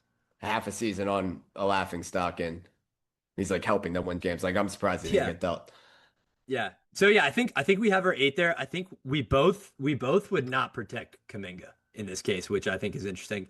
And then it's just whether or not like you're completely out on Asa Newell. I think that's the only other thing for the Hawks. I guess the only other thing of note is in this case you couldn't take any of these guys, which I don't know why you would wasn't doing that protect. anyway. Yeah, Hey, your boy Jock Landale is fucking acquitting himself, dude. yeah, He's been good. He yeah. was good No, against the Sixers last night too. yeah. I completely retract my comments on him. He's a real one. He might be the special one, dude. Let's go to the Boston Celtics. I'll start this one with a couple. Obviously, my first two for the Celtics. I think you have to go Tatum and Brown, and then obviously there's a third. But I'll let you take a few now. Derek White still at this point. Yeah, Pritchard is the obvious third. I think you're talking about. And this one gets seriously tough after that. yeah. Holy shit. I think there's a couple that maybe not a couple. There's like one or two that I feel pretty strongly about. All right, so Tatum, Brown, White, Pritchard, like always locks, Yeah, right? that's the obvious four. Yeah. Yeah. I mean, Cada's like my five. Yeah. That's the one I feel really strongly Yeah, about. yeah, I would protect him with everything. I think he's so important to everything they yeah. do. I would protect him. I'm happy to wash my hands with Hauser, honestly. I think if you can take basically 11 million off the books, if you're them, you're fine. Yeah, but then who are you saving? We're only at like five. Hugo Gonzalez is 19, so So figure you'd you would keep take him. it. Yeah, So that's yeah. six. And then what, like Shireman? Yeah, or I mean Jordan Walsh, Yeah, maybe. he's had a Yeah, little resurgence. yeah, I wouldn't yeah. keep him over Hauser though. Not for Yeah, not for yeah, their you're probably window. right. I mean, it's just Not for their window they're in. it's so 10 thin. million's not like you're not losing sleep over 10 mil. Fair enough. But I mean, it's a guarantee Hauser gets picked. I would pick Hauser. I think the Celtics would pick Hauser. I mean, it's only two teams, man. What'd you say? It's only two teams. I mean, it's 30 players. I think it's also like a fair argument to think Yeah, Hauser he would comes be back like, around. yes. Yeah. Yeah. I would if I were the Celtics, I would protect Hauser. But Again, I could it's tough see to get it. a gauge on what the board would look like before going through every team, but yeah, Yeah. The reason I would protect Hauser is I don't give a shit about any of their other guys enough. Like, fair. yeah, Jordan Walsh is cool, but Very like fair point. Very fair point. Yeah. Lamar Williams, we haven't really seen I wish play. they had more guys that you would consider because it makes that Yeah. much more of like That's a the thing is experiment. But yeah, you kind of like at the end of the day, you should just keep Hauser. It's not like anybody else is enough of a yeah. guy. So fair. Yeah. All right, let's go to the Nets. This is gonna be a fucking this is gonna be a tough one, dude. Just finding enough NBA players to fill out the eight. I'll let you start on this one. You take two. I mean, they can completely look at this as just of who is our eight best assets that Yeah, we're eligible to 100%. protect. It's not like they're I think trying to that's I win. think that's how they'd have to do it for sure. Yeah. So Porter, Clax is man of I think asset. I'm cool on him, dude. I don't think I think Terrence I'm Mann's cool an on him. asset, I dude. think you leave him unprotected Yeah. for sure. Yeah. So I mean, go your next two. I got the Okay. obvious two. I'm gonna go Jaeger, of course. I really like Nolan Traore, to be Yeah, honest. he's who I was looking at. I would go Demon and then Traore. I think Danny Wolf would be the next one. Yeah, You hate him, but like I I think don't hate him. I'm they, skeptical on like his fit on like a good team. But I think there's enough there that he's interesting enough that I would. What about Saraf? Where do you stand on him? They you just gotta have keep one. such a glut of these guys in the Yeah, last you draft. gotta keep one of those one. Another one. I feel you One of gotta those keep two of the uh, bigs. two of the three of those I point might guards. keep Josh, might not. He's only 23. He had some Don't good he had some good don't know minutes. enough about him, so nah. He's just like a classic like wing that can't really shoot very well, but he's impactful. I think they definitely keep Dayron Sharp too. Yeah, I like Sharp. Honestly, was thinking about him at the Traore pick. So Yeah. we have Porter, Claxton, Demon, Traore, Sharp. That's five. Oh, and we have Wolf. That's six. Do we keep Saraf too? You can really only probably keep one of Powell or Saraf. Kind of like I don't know. I feel like I, Powell might be dime a dozen, but I kind of like him. I'd probably go Pal. Like I'm not sure. You could keep both of them actually. You could just let Ochai Baji, Jalen Yeah, Wilson's not very that's good. crazy. I feel like they fucked up Igor's development already. It just turned him. Like, I love this shooting, but they turned him into a spot up shooter. Yeah, Like the the all shooting ball was never stuff. the issue. It should have been more on ball stuff. I think still think he had me coming in. He had great potential at that. And I feel like they've turned him into a spot up shooter completely. Yeah. Well, they've had Traore and more on ball stuff lately. Yeah, which is the problem with drafting this many point And guards again. and Danny Wolf is like kind of a point guard. Yeah, yeah. I don't know, man. I I don't think think there's a right what about answer Clowney here. too? He's had a better year this year. Yes, probably. I'd Like, probably keep Clowney over Saraf. yeah, Yeah, so I guess you'd probably keep that whole draft class minus Saraf or Powell, whichever one you like less. yeah. All right, that actually wasn't as hard as I thought. I thought the Nets was going to be No, that one's a mind fuck. Honestly, I don't feel like a little bit, but confident in my answers there. I feel like you can kind of keep more of the draft picks than I thought you could. Let's go to the Hornets. But do I you feel mean, good about it? I don't feel good. Like whatever. about the Nets. I Yeah. feel I feel fine about it. I'm not like I'm not losing sleep over losing Ben Suraf, to be honest with you. But you could say It that might about, feel a like, little you could say icky. that about like three of the guys that we picked. It It's might just feel a like, little icky keeping Dayron Sharp and yeah, letting Ben Suraf go just because like I like Dayron Sharp and I think he's interesting and I'd like to see him on a team with like a yeah, functioning it's a tough one. It's a very situation. tough one. But Let's see how this one plays out. So LaMelo, Brandon, easy money. yeah, Khan. I think I mean, Khan's first. Miles Bridges is the easiest. We're throwing him in the draft. ever, right? Yeah, I'm just Not, I'm not a fan of Miles Bridges, but yeah. yeah, no, like even like all Yeah, the yeah, off yeah. the court Hoops, bullshit hoops. aside, Yeah, he's yeah. the easiest throw in this He's draft. replaceable. Yeah, Yeah. yeah. I think So Khan would be the first guy I protected. oh yeah, yeah, obviously like Lamelo Brandon Khan is easy, and I think Josh Green's easy too because I think he's an undervalued. Yeah, He's he probably was like 5 million a year undervalued in terms of like role player. yeah, he's solid. I liked him Um, in Dallas too. yeah, it definitely overcame a lot from his rookie year because he went right over Bane. Yeah. And he was nothing his rookie year. He developed into a nice player. Do you keep Grant Williams? Like, I don't think so. I not yet. We might come back to him. Damn, wait, they have that they think Josh Green would be unprotected too. That's funny to me. I Yeah, fuck no. I would well because they're protecting Bridges too. They're protecting Calprenner. Liam McNeely, dog. Yeah, Dude, yeah. we're What the not fuck are they doing? protecting Yeah, Liam McNeely. I yeah, would protect Diabate for yeah. sure and Same. Kalkbrenner. Yeah, I like Sion James too. I would protect those three at the bottom. yeah. Now, I know what does that take us to? like LaMelo, Miller, we might be at 8 flat. Oh, Green, I think it's a Knipple, very easy one. Diabate, Kalkbrenner, Sion. That's seven. We need one more. We could even keep Miles Bridges if we really wanted to. Or Yeah, I Grant don't. Williams. Grant Williams? No, I honestly don't want to keep either of them. Trey Mann? Come Yeah, on, let's honestly. keep Trey Mann, dude. Yeah, I would keep Fuck Trey it. Man or yeah, that's who I would keep. I Or I mean, mean, you could just you keep get so McNeely. much money off the books if even one of those guys goes. Yeah. You could And just keep they're McNeely at that point then. yeah, yeah. Yeah, I think fuck it's a it. very easy and cut and dry for the Hornets, and then they could easily add like huge. If both of those guys go, they could add so much talent. Oh my God, Yeah. they'd be in such a better spot. Like Wait, so who did we protect that they didn't? Oh, Josh Green. yeah, Yeah. Okay. Yeah, I like that. Yeah, that was a much easier one. All right, let's go to the Bulls. Fucking hell. This one's gonna be crazy as fuck, dude. yeah. You gotta look the same way at the Nets. Look at Yeah, this in terms of value. they protected Um, Giddy. Yeah, I guess that makes sense with the value. yeah, he'll be tradable at least. Patrick Williams, see ya, dude. Oh my God, see ya. I, I don't know if I, I would protect that, Okoro, man. No, I still think you protect Williams in this photo, like looking at this. This is bad, Hunter. Like, and there's a lot of ineligible guys. There's He's a the one. lot of He's it. literally the Why do they have one. so many No, he's expiring literally the one contracts? unprotected guy out of all these. They're gonna have a lot of cap space. Look at all Like, these expiring wait, contracts. out of the people that are eligible to be protected, he's the one Yeah, unprotected.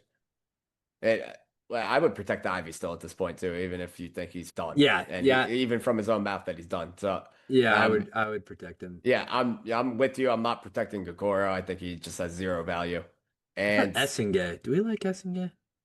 he's too young. I don't, but yeah, he's too young to give up on. I think instead of protecting Okoro and who would be the other guy here? Like honestly, Jalen Smith. Like he doesn't have value across the league.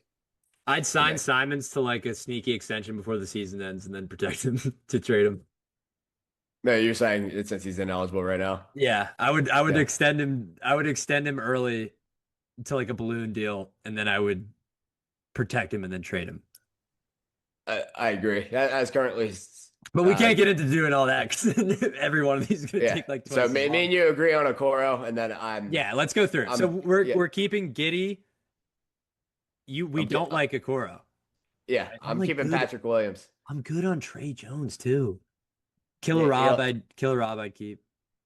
no, I think it's Okoro and Jalen Smith for me that I'm And washing my hands Matas, of. we got to keep Buzelis. That's Yeah, six. I'm saying I'm washing my hands with Okoro and Smith, and I mean you're at your protected guys that are eligible after that. Yeah, because that's six, and then we'd have Ivy seven, and then Patrick, S and yeah, eight. Yeah, yep. So Okoro and Smith would be the two that we differ from the yeah, board. Let's go to the Cavs. This one will be interesting because they have some expirings.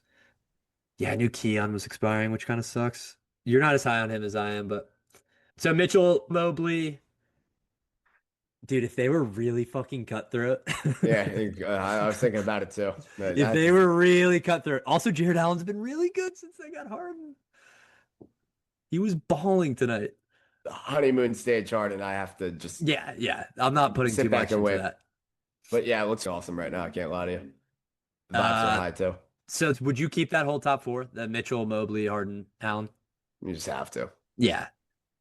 So they're not protecting Struess or Schroeder. I would obviously we won't protect Schroeder. I'm protecting Strus. I protect Tyson for sure. Did they Switching out draft? Strus and Sam Merrill right now. You can't convince me right now Sam Merrill can be enough of an impact in a playoff series where I'm protecting him. Sorry. There's no guarantee that guy I can play protect over 12 minutes him. in a playoff game. I protect Strus over Sam Merrill 100%. Struess over Merrill. Yeah, because I Yeah, know he's been Strus can there. play 30 minutes in a playoff game, and I Yeah. can feel confident in it. Yeah. And it's not like he's Either old way, enough to. you don't feel like on top of the moon. But yeah. I'm not protecting Sam Merrill, and I'll take my 9 million back. So how many is that? So we have Mitchell, Mobley, Harden, Allen, Struess, Yeah, Tyson. We could I mean keep they can both of find a them. guy who can play 20 I'd minutes a probably game in keep the both of playoffs, them. and Do you like Naquan Tomlin enough to? don't know anything about him. Sorry. Okay, Proctor. The only thing I know about Nick That's still Tomlin is seven. he tried to get physical with Dylan Brooks and he So then showed himself in who would there. you keep instead of Merrill?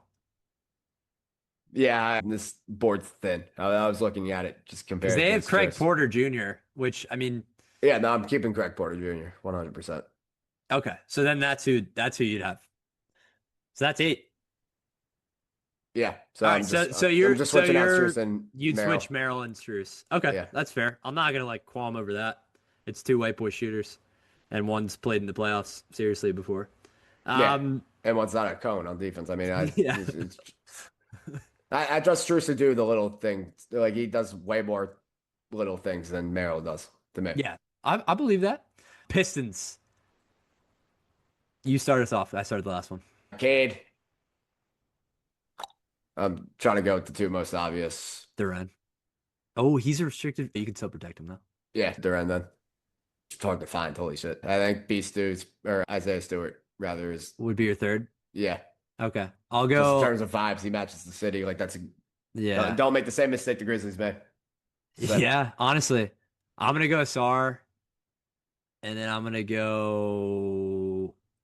You took Isaiah Stewart already. I'm gonna yep. go Ron Holland, and I'm then taking Denise Jenkins easily after that. let's go. I fucking love Denise Yeah. Jenkins, dude. Did He's you right. see him and Cade's lob last night? It was Cade lob Yeah. to him. Dude, Dude, it was so dude, special. Jenkins is fucking awesome. Dude, they're And so fun to watch. yeah, I don't believe that they're a fraud one seed at this point. Dude, they didn't have Duren or B Stu last night, and My they only blew thing out with the them Knicks. is my only thing with them is I've Bickerstaff has never had a good playoff run ever. Yeah, It's my one thing where I'm like a dude, little bit I wary, believe but in Cade so yeah, much. me too. I think this team's good. I think this team's legitimately good. Cade's my MVP right now. Yeah, he would be 10 years, like I told you earlier, it Yeah, would be 10 years ago when the narrative MVP was how it was done. Like Derrick which Rose we need to bring 2011. back. We need Yeah, to bring that back. I'm a fan of Derrick Rose 2011. Like that was good for the Yeah. sport. Like we need. But if we did that, But it would have been like Chris Paul would have won the MVP the Suns year. Would we be able to live with that? no, the heights weren't that high, dude. It Dude, wasn't. he was getting buzzed though. Like that was the prisoner of the moment MVP award for sure. Yeah, but that's like That's like the Steve Nash. it's the super narrative MVP. Yeah, that's like the Steve Yeah, Nash two MVPs. Yeah. Okay, so let's go through. So we have Cade, Beef Stew, Duren, Asar, Holland, Denise it's Jenkins. 6, right? We need two more. Yeah, I mean, I agree. I'm not protecting Karis LeVert, and Dude, they I think I'm protected going. Marcus Sasser. Yeah, I think. I don't know if I like Marcus Sasser. Yeah, but I'm not protecting LeVert or Harris Robinson at LeVert. 31 with their contracts. They can just add so much talent. Yeah, you could for sure because you could just add a shooter. Yeah, I think I agree with them, even though it's not like or anything. I don't know. I don't know if I'd protect Marcus Sasser. I'm not really convinced he's like a Uh, rotation player on a serious team. Me neither. And he's Me neither. 25. He's not as young as I thought he was. I'd watch my hands on the money though, if I have the What about opportunity. Chaz Lanier? How do you feel about him, the Tennessee kid? He hasn't gotten to play much at all, but I like them at Tennessee, yeah, but I mean, that feels like just a body. yeah. I don't trust him If you or really had to, anybody from that Tennessee team to get buckets for that matter. Like I just don't think yeah. you can get buckets. Well, in that's NBA every setting. Tennessee team, dude. Yeah, I They know. They're stall. them and Auburn. Oh my God. Auburn sucks this year. Yeah. Yeah, but if you had to keep one of Levert or Dunk, Dunk just for the role, Yeah, like shooting. Like yeah, I'd rather the I'm with you shooting than there. like Levert's creation. I think I'd keep Dunk over Sasser. I think I do Lanier and Yeah, and Dunk as you my could last convince two. me. All right, let's move on. Pacers, dude, they have a lot of good players now. Like they're gonna be Yeah, really good next year. yeah. There's like you They're go through bad. this list, there's like not many non-NBA players. I'll start this one because you started the last one. Hallie and Siakam for Yeah. sure. Oh man, I don't agree with a lot of their lists right now. All right, Hallie and I kind of love Zubac, Obi. Zubac, Nemhard. Yeah, I do too. I All right, think keep Obi, keep Obi. they're tripping on Jarris Walker for sure. I don't think he gets kept. The injury negates like Yeah, any young player, like hope and faith, or like any buzz that you feel like he could turn into something. I think he's done. And honestly, like McConnell, I don't think they would keep. yeah. I don't think That anybody would pick him up, so I think they would leave him unprotected, probably. Yeah, because they yeah, could just so get him back. yeah, those are so like let's just agree here. Siakam, Hallie, Zubac, Nemhard, Naismith are five locks. Right. Yes, Okay. Then from there, we think Obi. I agree with you there. I like Obi. Yeah, I think Shepard I Ben would keep Shepherd, I'd too. keep. Yeah. Yeah. And then Then who's your eighth if you're not taking TJ? I know I hated on it, but I think I'm between Furphy and Huff, and I think I keep Furphy. But I'm close on Huff. I really I am was looking close. at Furphy too. Yeah. Furphy, the injury this year was really tough because I was like, I wanted him to get a lot of reps this year. Me too, me too. But I just feel like I can, at least I can talk myself into him being something still. With Jarris Walker, I can't. Yeah. I'm just, Funny thing about Furphy is I didn't even love him in college. Like I wasn't really sold. And then like, and I love Jarris Walker in college. It just hasn't panned yeah, out, man. they're literally the reverse. Like I thought Jarris Walker was like bulletproof. Like I thought he was perfect for them. Yeah. Yeah, Furphy I like. I'm not 100% sure I'm yeah, I'd let TJ go unprotected because I think you could get him back. All right, Miami Heat. The Heatles. There are some really fun guys who they've already picked to not protect that I would have so much joy being the one to be able to decide that. Oh Like my being God. the one to be like, yes, we're moving on from Tyler Hero would They're be fucking out such of a their good skull. feeling They're out of their skull, dude. with No, these wait. picks. Yes. All right, Holy let's go shit, through. dude. Let's go through. First of all, you might be wow, Drew Smith. You might be You already know what I'm hating on. I know. I love don't that. You know. don't or was it Oh Drew Smith? no. No, don't say it. It's the brother above No. him. Oh, Get that brother out of the Yakuza. scene. He sucks. He's Yakuza. always sucked. You know what's funny? I kind of like completely forgot about him, dude. He was like a high. People in the beginning of the process were putting him like third or fourth on their Yeah, mocks. they're insane. That brother sucks at basketball. All right, let's go through it. You take your first two or three. I'm keeping Hero. Sorry, dude. Yeah, the Adebayo is the obvious one. Yeah, Oh, I'm keeping Hero. okay. Jovic is the probably the second most obvious, but like Hero is right up there with me. I don't get how you. I still think he's tradable. Hero. He's just yeah, he's too young, Yeah, especially and on an expiring deal. yeah, and unless I'm just completely thinking that the market's better for him than it is, like I don't think they could do that and be Let go of Hero. yeah, Yeah. He would just 100% get picked in the expansion draft like early. yeah, Like he would be one of the first picks. yeah. So Adebayo, Hero, So would Bam Jovic, though. and Jaime Jaquez is obvious to me at this point too. So To those not four, okay. So you went four. Fucking hell. You wouldn't use this as an opportunity to get off either of those contracts. definitely not Bam. No. Definitely not. Bam's not a I question, dude. Bam would go number one in that draft. no, yeah. I'm not getting rid of Bam. Yeah, I would personally think twice about Hero. just I would be a little bit dude. If they did what this board said, they could actually like Pat Riley's the most insane person ever. Then, if you're keeping Kasparis Yakachunas over fucking Tyler Hero, I don't care about the difference in money. You're fucking yeah, asinine. that is insane. That like Protecting Akashonis is crazy. yeah. Yeah, by the time Kasparis is able to drink in the United States, he won't be playing on an NBA team. Yeah, where? Obviously, I'd keep.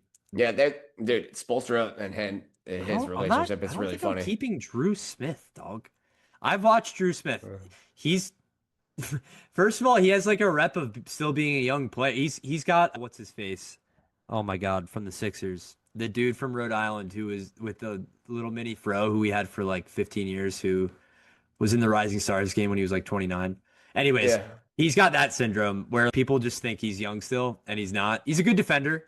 I think like a solid player, but like I'm not protecting him in this situation. Yeah, dude. I mean, honestly, I don't know. I'm definitely not protecting Kasparis, and I'm not protecting. Where's the other one I didn't want to protect?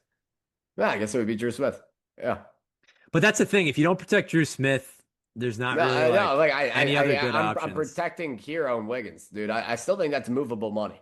Wiggins, Yeah, and I ooh, get 30 like off the books would be nice for Wiggins, though. it would be. They're both very tradable to me. It's just it feels like they're not because Pat Riley's a loser. But Yeah, I think there's still a market for Wiggins. You're not going to get like a crazy package, but yeah, I think there's still a market for Wiggins. And 30 million's not like what it was. definitely not. No. I'd probably leave him. I'd probably keep. I know you're gonna hate it. I'd probably keep Yakashonis and let Wiggins be unprotected, just because like Uh, so yeah, maybe somebody believes in Yakashonis and you could sell them on that vision, but couldn't be me. I'd like 30 million on my books. Pell Larson, I like that they keep Yeah, the same, depth. same. He was a definite. I think he's so undervalued. I think he's really solid. All right, so that's all right. Let's go to the Milwaukee Bucks. Obviously, we have some Giannis situation here because the Bucks are in such a weird spot where they don't know what Giannis is Damn, gonna do. dude, Bobby Portis only 30. Yeah, man. He feels like he's And he's not 32 at making that much least. money either. Talk about a tradable contract. Yeah. All right, I'll start this. Oh, wait.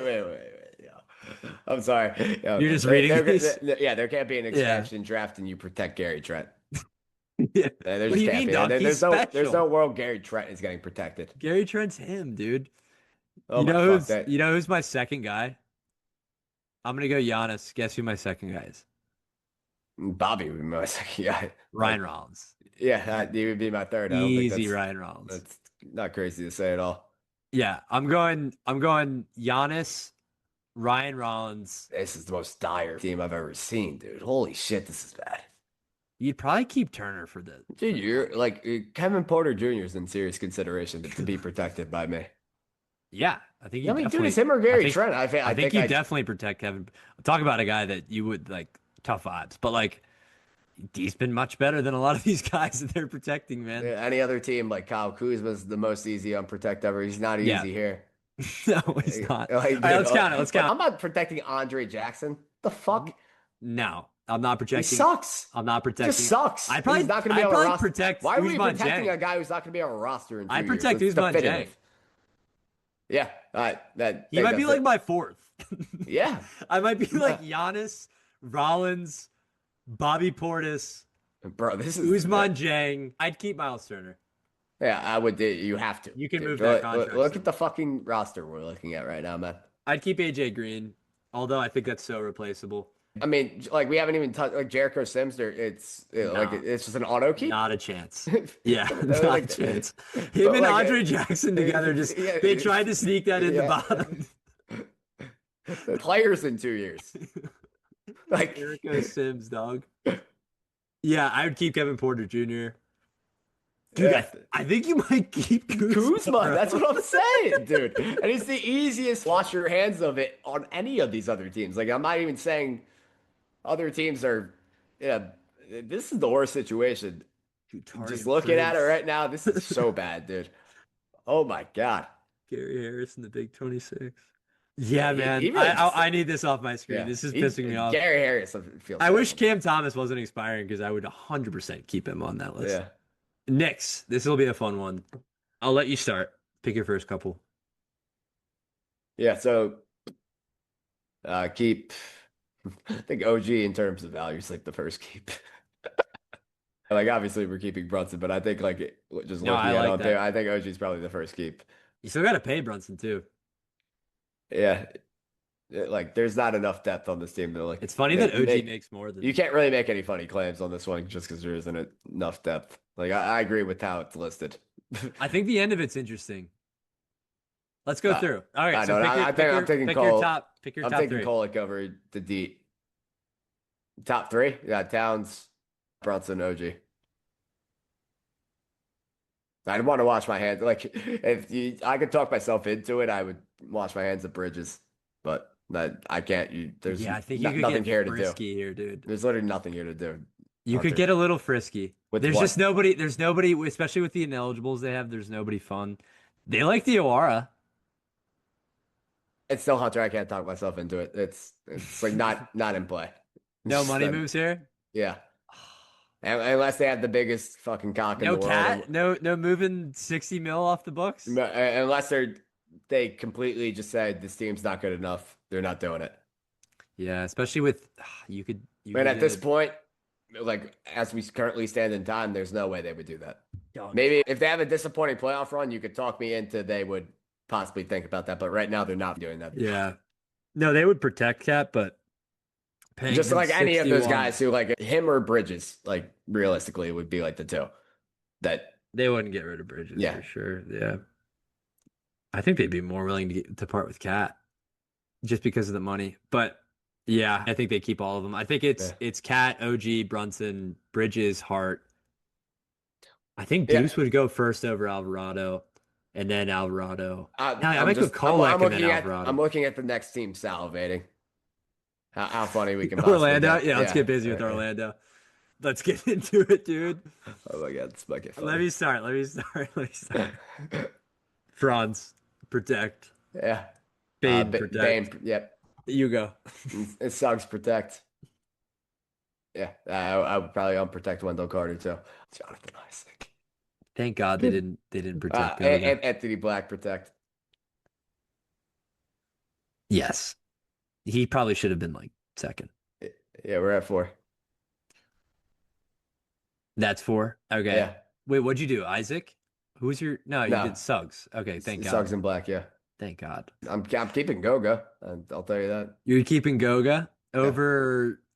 All right, so you're leaving Wendell unprotected. Yeah. It's been there for so long and like Dude, Paolo the asset you can't just like leave on the table. is he an asset? Yes, dude. He is an asset. He's 23, bro. John Might be the first pick in the and John expansion Morant's draft. 25. Yeah. Like John Morant still could be the special one. No. All right, let's just go through this. I'm not taking Bankera yet until I go through every one. I'm not taking him yet. I'm taking Goga for You're sure. taking Goga before you're taking Bankera. Yes. The agenda can't go this far, man. No, Goga's like a dime a dozen big. I like Goga. I think he's very serviceable. You could fucking find another very Goga. serviceable for 7.5 mil, Yes. mind you. Yes. He's on a very, very good contract. Yeah, One no, of the best in the I'll league. keep Tristan Goga da for now. Silva. Tristan da Silva I'm keeping. Yes, all right, so we have six. All right, let's make sure. Let's make sure. That's six. And then the three at the bottom are ineligible. All right, I'm keeping Jace, Yeah, I'm keeping Jace and then too. I'd keep Paulo. I can't. You would. Yeah. I'm not You're not here keeping Noah I'm not here Penda for the over- laughs and views just for the fucking sake of it. Like, Thank God, just dude. saying, yeah. I thought you were gonna say Noah Penda, yeah, dude. yeah. Just that. An NBA team would never let a 23-year-old Yeah. on a max deal. Yeah, I agree. He's not good, but Yeah. No, I think You can't- he's gonna absolutely destroy their team building. he's But- already on the fucking teeter or like he was literally the last guy I picked, and I am honest. Like, I mean, dude, probably in all honesty, I'm taking him over Goga, but like, he's the seventh or eighth guy I'm taking for right now. yeah. I mean, value-wise, he's Yeah. last. He's dead last by like a long shot. If they had like one or two more really interesting young guys, Yeah, I wish they it did. might get muddy. Yeah, I was so interested to see if that was gonna be how. But you could plays out. still trade Paolo. Like, there's still teams that would trade you yeah, several sure, firsts for Paolo. Literally right now, but yeah, every day that passes, it gets worse. I think they have to do it now. Yeah. Like, if they were smart, I'm on the horn already about the summer. Like, Yeah. I'm like, somebody please take him for like 4 firsts. They'll probably do the fire the coach thing first, which may be Probably. the worst thing they could do. We'll see. Yeah, man, that money's gonna start looking really, really Yeah. gross for them. Let's go to the Sixers. Jesus Christ, dude. This is the one I already wrote up on the Substack. And All right. notably, I haven't seen did it. you read it? No, let me Guess what I do did? let me do mine, and then Yeah, I yeah, want yeah. to hear out the first from you. So keep Embiid, right? Actually, Yes. no. Why am I asking, right? Yes. Embiid, Maxi, Edgecombe. Yeah, not sure I'm keeping. Okay, it's pretty funny. Holy shit, it gets fucking. Yeah, dude. If it helps you, I didn't protect an eighth player. I only protected seven players. Are you allowed to do that? Yeah, you don't have to protect eight. Do you have to? Is there a minimum that you have to? That I don't know, but I only protected seven. And I'm by eighth, I wrote literally no one. I'm with you. Like, yeah, I'll protect Embiid, Maxi, Edgecombe. Hmm. Bona is probably like the next guy. I Hmm. guess I'm not protecting Jedi Broom. Yeah, just take Broom out of there. I guess I'll protect the other seven. But like, dude, realistically, I protect like four players. I'm sorry. Yeah. No, dude, that's like the situation. Yeah, I protected Maxi, Edgecombe, Embiid, Barlow, Watford, Bona, Jabari Walker. That's it. he's Paul George, ineligible. Paul Walker's George, ineligible. You can't even protect Jabari Jabari Walker. Walker. Oh no, they don't have it. They don't have it updated. We just signed him to a standard Okay, contract. got it. So there's probably a couple of those for other teams, but yeah, those are the. And then if he's not eligible, cool. I'll protect six. I Like, don't want any others. what? Go back to the Pistons. Where was Paul Reed on that? I don't even remember seeing him. Yeah, I don't remember seeing him either because we didn't. I don't think we said him. They He's left him unprotected. We didn't say him. yeah. I Wait, shit. mean, I. Yeah. I'm taking him over Chaz Lanier, right? Oh Or yeah, yeah, yeah. I was gonna say, did we have anybody that sucked, or we had like Duncan yeah, over? yeah. I would probably take Paul Reed. Yeah. Sorry. Yeah. Yeah. Sorry. I just like that. Just So Paul Reed over yeah. Lanier. Yeah. Yeah, I'm good with that. Wow, good recall on that. Fucking Yeah. hell. But yeah, dude, I literally had seven and I wrote no one for the eighth because I'm letting that Paul George contract. I'm letting that fly, please. I'd love 54 mil. Yeah. Um, Yeah. You like just have to. and then like, dude, I'm sorry, man. Janai Broom's not an NBA player. Justin Edwards has had so many chances, and I think he's a very competent shooter and offensive bench guy, but like that is literally the most common basketball player in Yeah. the NBA. And I mean, dude, you only have to keep one of Barlow or Watford. Yeah. Realistically, like they serve the same purpose. You don't have to keep both, even though the Uh, money is so like low. I'd keep both. I mean, they're both really young, and I think Barlow's way more athletic and like defensively flexible, and then I think Watford's All right, fair. You like a you would know more than me on like a that. connective passer kind of All right, guy. then like, did you You could protect? talk me into you could Did, talk me into not protecting Watford though. do you protect Justin Edwards in yours? Because like, why? No, Like, yeah, no, okay, yeah, I probably no. wouldn't. Dude, you could literally talk me into not protecting anyone except Embiid, Maxi, and Edgecombe. And maybe Yeah, Barlow. And Barlow. yeah, Those four. yeah. If That's what I'm it, saying. It was like four, really. you could talk me into not protecting a single other player, not losing a wink of sleep. Yeah. Like, I because they're mean, gonna re-sign Grimes, if you or were if they forced to don't, protect eight, they would really have to think about protecting campaign. Like, uh, uh, yeah, like I guess. comparatively, like, Yeah, I mean, dude, but that like motherfucker, his if you shot let form him, pisses me off so much. but There's it's kind nothing of that pisses, butter. It's kind of butter. but he literally shoots the ball like he's aiming at the fucking His feet like are scorer's his table. feet are Yeah. straight that way. Yeah, it's insane. But like he'd go back to Serbia if you Yeah. left him unprotected, so you could just get him back. Yeah, the Sixers just don't have eight Yeah. NBA players. That's crazy. Yeah, This really yeah, puts the Jared McCain trade in perspective yeah, dude, when you look at it like Moore's a this. fucking loser. Like Right. this is the state of affairs right now, dude. What? Why the fuck dude? That is so bad from Daryl Morey.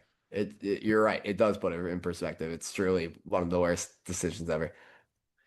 Getting off the Paul George money would be really nice. I'm not saying that as a Sixers point. Can you protect coaches? Because I'm I don't like when know. we look at this Raptors team, I might protect Darko if I Oh, that's so like. special. The, That I think the coaches stay. I don't think you lose a coach. that's where the Grizzlies went wrong That with would be their. wild, dude. The If you could Grizzlies should have kept that guy with fucking. If I wish he was the coach right now. that would be sick. Yeah, Darko with Ja might have been a special combo, those yeah. personalities. Let's get into the Raptors. You start this one. Barnes, definite. Yeah. Murray Boyles being my second. Love that they're keeping Jamal Shed. Love Jamal Shed. Love Mamu? Jamal Shead. Mamu unprotected? I love Jamal Shead. That's all. Yeah, he I was so just special at gotta keep Houston. saying, yeah, he's such a dog. He's a Such an dog. elite college guard, dude. Like Yeah, perfect college guard. yeah. Like, and he's having like the type of success I wanted, like a Javon Carter to Yeah, have. yeah. Like, yeah, Javon Carter had a moment in the sun where like teams yeah, were respecting him. yeah. And it died really quickly, which Yeah, is it sad did. for him. But like, yeah, he's from that vein. Yeah, I'm protecting RJ Barrett. Sorry. I'm Uh, protecting Mamu. or I am protecting RJ Barrett. I don't know why that he's unprotected. Yeah, I guess in this they're just trying to get off all the money. Yeah, yeah. I But in mean, that case, you, like, what no, are you doing you with get Brandon you. Ingram, dog? I Yeah, guess the no, that's what asset, I'm but saying. Yeah, that I would protect Barrett over Ingram. I'm still going to protect Ingram, but I think you get off enough money with Quickly and Pirtle rather yeah. to me. So I'm not Quickly is protecting. the easiest Yeah, unprotected. yeah, 100%. He might be the number one if you did a draft of easiest Yeah. unprotect. You might not get picked in the expansion draft. Yeah, it got really bad for him really Yeah. quick. Dude, if you're protecting fucking Jonathan Mogbo, just keep RJ Barrett. Like, what are we doing? He's 25, and it's not like he's a terrible player. He can be your third best player, and you can be a good basketball team. Like, I'm protecting Mamu, dude, every night and day. Mamu, Grady Dick. All right, so what? We have Barnes. mm, We have are Barnes, you? I'm not sure. RJ. Like Grady Dick. I'm not sure. I'm protecting Grady Dick. Why not?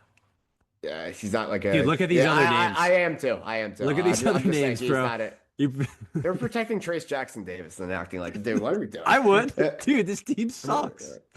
It's why it's so insane that their record is this good. Yeah, This team is not good. yeah. I'm just appalled that they unprotected RJ Barrett and acted like it was normal. Like I'm not even an RJ Barrett fan, dude. Like what the Yeah. fuck are they doing? Also, 29 million for him is not Dude, as it's a bad as good deal. I think they think it is. Quickly is easy. All right, so let's count it. Barnes, we're keeping Ingram for the asset, right? I guess so. Like, yeah, I would. dude, he would be the guy you would unprotect. I don't know why they haven't flipped. Yeah, Like because he's older between him and and Barrett, on I'm way more saying, money. yeah, Yeah. So let's go Barnes, Barrett, Murray Boyles. Dude, it gets bad fast. Jamal Shead is like my fourth. Yeah, So- you got to Such keep a Ingram. dog, bro. You got to Yeah, keep yeah. Ingram. No, you do have to. So Shed, Ingram, I'd keep Mamu I next. don't know much about Jacoby Walter, man, but I I don't know, man. I think you probably keep him just yeah, because he's like highly touted, but and then Grady Dick. You keep one more young guy. yeah, sure. Yeah. Like, and if you don't want him, wait, did we protect Jackson Davis in that? No, right? I mean, you already No, only said seven, so I mean, because we he would did be the Mamu. eighth. Barnes, Ingram, Barrett, Dick, Murray Boyles, Walter, Mamu. I'm not protecting Shed. Walter. Is that nine or eight? That's 8. Okay, yeah, So no Walter. yeah, So no Walter and Jackson Davis. yeah. Okay. Wow. Maybe no mom. This Maybe no exercise, mom. this exercise is making me realize we don't need expansion at all. What the fuck is this shit? Yeah, dude, these rosters are tough, man. We do not need more teams and more games. Wizards. Dude, why is Wizards. Anthony Gill still on the screen, bro?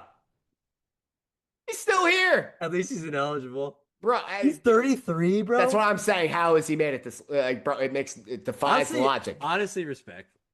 It, Respect. He's gotten this many contracts. Respect, dude. He's not an NBA player, and he's gotten this far. I think they're not even showing his contract because he doesn't have one. I don't think it's because he's expiring guy. Is he like a money laundering situation? Like, what's going on? Dude, With Anthony Gill? I really hope a scandal comes out. Can we look into That this would a be the little more? biggest foresight of all time. There's something shady going on with Anthony Gill. And We gotta look into this. He's played games this year, dude. There's He's no like way on a you're telling me contract. he's one of the 450 best players in the world. He's the brightest example of just corruption He's in this on a league. minimum. He's in the NBA. Let me look at his contract. Is it just 1 year deals over and over again? 2 years, 1 year. Dude, this is crazy. There's something going on, dude. Yeah. He knows someone in the organization or something. Dude, please do some. I'll help you out. Please do Yeah, let's do some Pablo Torre shit. We're doing some Pablo Torre shit on because Anthony Gill. that's the biggest freak show in the league right now. We're doing Hard on. investigative journalism. Yeah. Okay, let's go. Let me start this one off. Ian Trey, you just got him. You have to keep him. At least see what you have and then trade him if you can't. Agreed. Agreed. And then Sar, easy three. Who do you got? I'm I know just who my look. four is. This kind of feels pretty solidified, and I want to make changes, but I think I agree. Like I'm really I want Hardy and Whitmore. I'm trying to consider over anybody else, and it'd be like Will Riley. Bub. You would unprotect Bub, I don't think Bub's that good. What is he good at? and so who would you put over Fuck it. Whitmore? I don't know. him? Champagny? No, not bad Champagny. I don't want him. No, I'd take his brother. yeah, no. I'm just saying, like, Yeah, it's tough. if you don't think Like if you don't think Whitmore's, Bub's good, then yeah, you can't Whitmore's think like the Whitmore's exact good, same and, thing. and Whitmore has like at least like head case Yeah, he's things got that like have already more popped up. baggage. I'd probably Yeah. keep Bub. Yeah, I mean it's probably the right list. They Damn, probably, I think they Hardy, nailed I it. still have like a little bit of hope for, like minuscule, like that. Yeah, He can become yeah. valuable. I mean, Bones Highland found a role back in the league, man. Like, I would feel shitty giving away Hardy on like a team like the Wizards, but it's really yeah, like you're not gonna wash your hands with Bub or Will Riley. I think if you're them, I think yeah. this is right. At the end of the day, it's I just think it is too. Definitely Keyshawn, definitely Riley. I'm trying to think who I would switch out for Bub, and I just don't see anyone. yeah, yeah. Hardy would be who I think Champagne's not very the good. most about.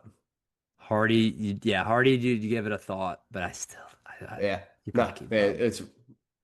that's the one that I really don't have any quarrels with. Yeah, damn, they actually kind of nailed that one. All right, so that's our Eastern Conference. It's a fun exercise. I enjoy doing Yeah, that. I'm so hyped to do the West next episode. Yeah, because the West. I think has a lot of like interesting old heads too. Yeah, some of those teams like really hurt to look at, Yeah, but and dude, it's fun because you get to like. So I was doing this with the Sixers, and it really just like it like well, now that we're slapped me in the done, face. yeah, now that we're done, then yeah, Sam Hauser is absolutely getting picked Yes, as a top. All right, yes. I take See, this back is my the phone. thing. Well, we have to see the West too, because like there's gonna be some guy like think about the Thunder, dude. Like Yeah, they're gonna have like fair. five guys who are gonna go in Yeah, like the top 10 of the expansion draft. that's a great point. So I'm holding my thought on that, but after I seeing would keep that, Hauser. like if this expansive draft was just the East, like Hauser's probably a top 10 pick. I think our biggest takeaway is what you said. We don't need expansion Yeah. teams. Like, dog, we're sweating over like Mamu or Jacoby Walter. We do not need more teams, bro. Yeah, probably just need to actually get like the best players in the league first of all, because the Yeah. Anthony Gill fucking money laundering scheme is like a real thing. It really is. There's something going on there. Yeah, I Yeah, don't think we need. that's my final takeaway. Yeah, we're digging into that. But folks, thank you very much for sticking around with us. A ton of fun today going all around the NBA. We're going into the final stretch here. We're gonna get some playoff murmurs going throughout the rest of the year. We're gonna preview our playoffs and watch the rest of these games. But thank you very Yeah, much for this listening. is where the real podcasters make their name though, like the dog days of March and April. Just so you guys know, we're gonna become staples, just We're gonna be the bringing out best in the content biz. out of nothing. So you guys Let's stay go. tuned. Let's go. Stay tuned, folks. Thank you very much.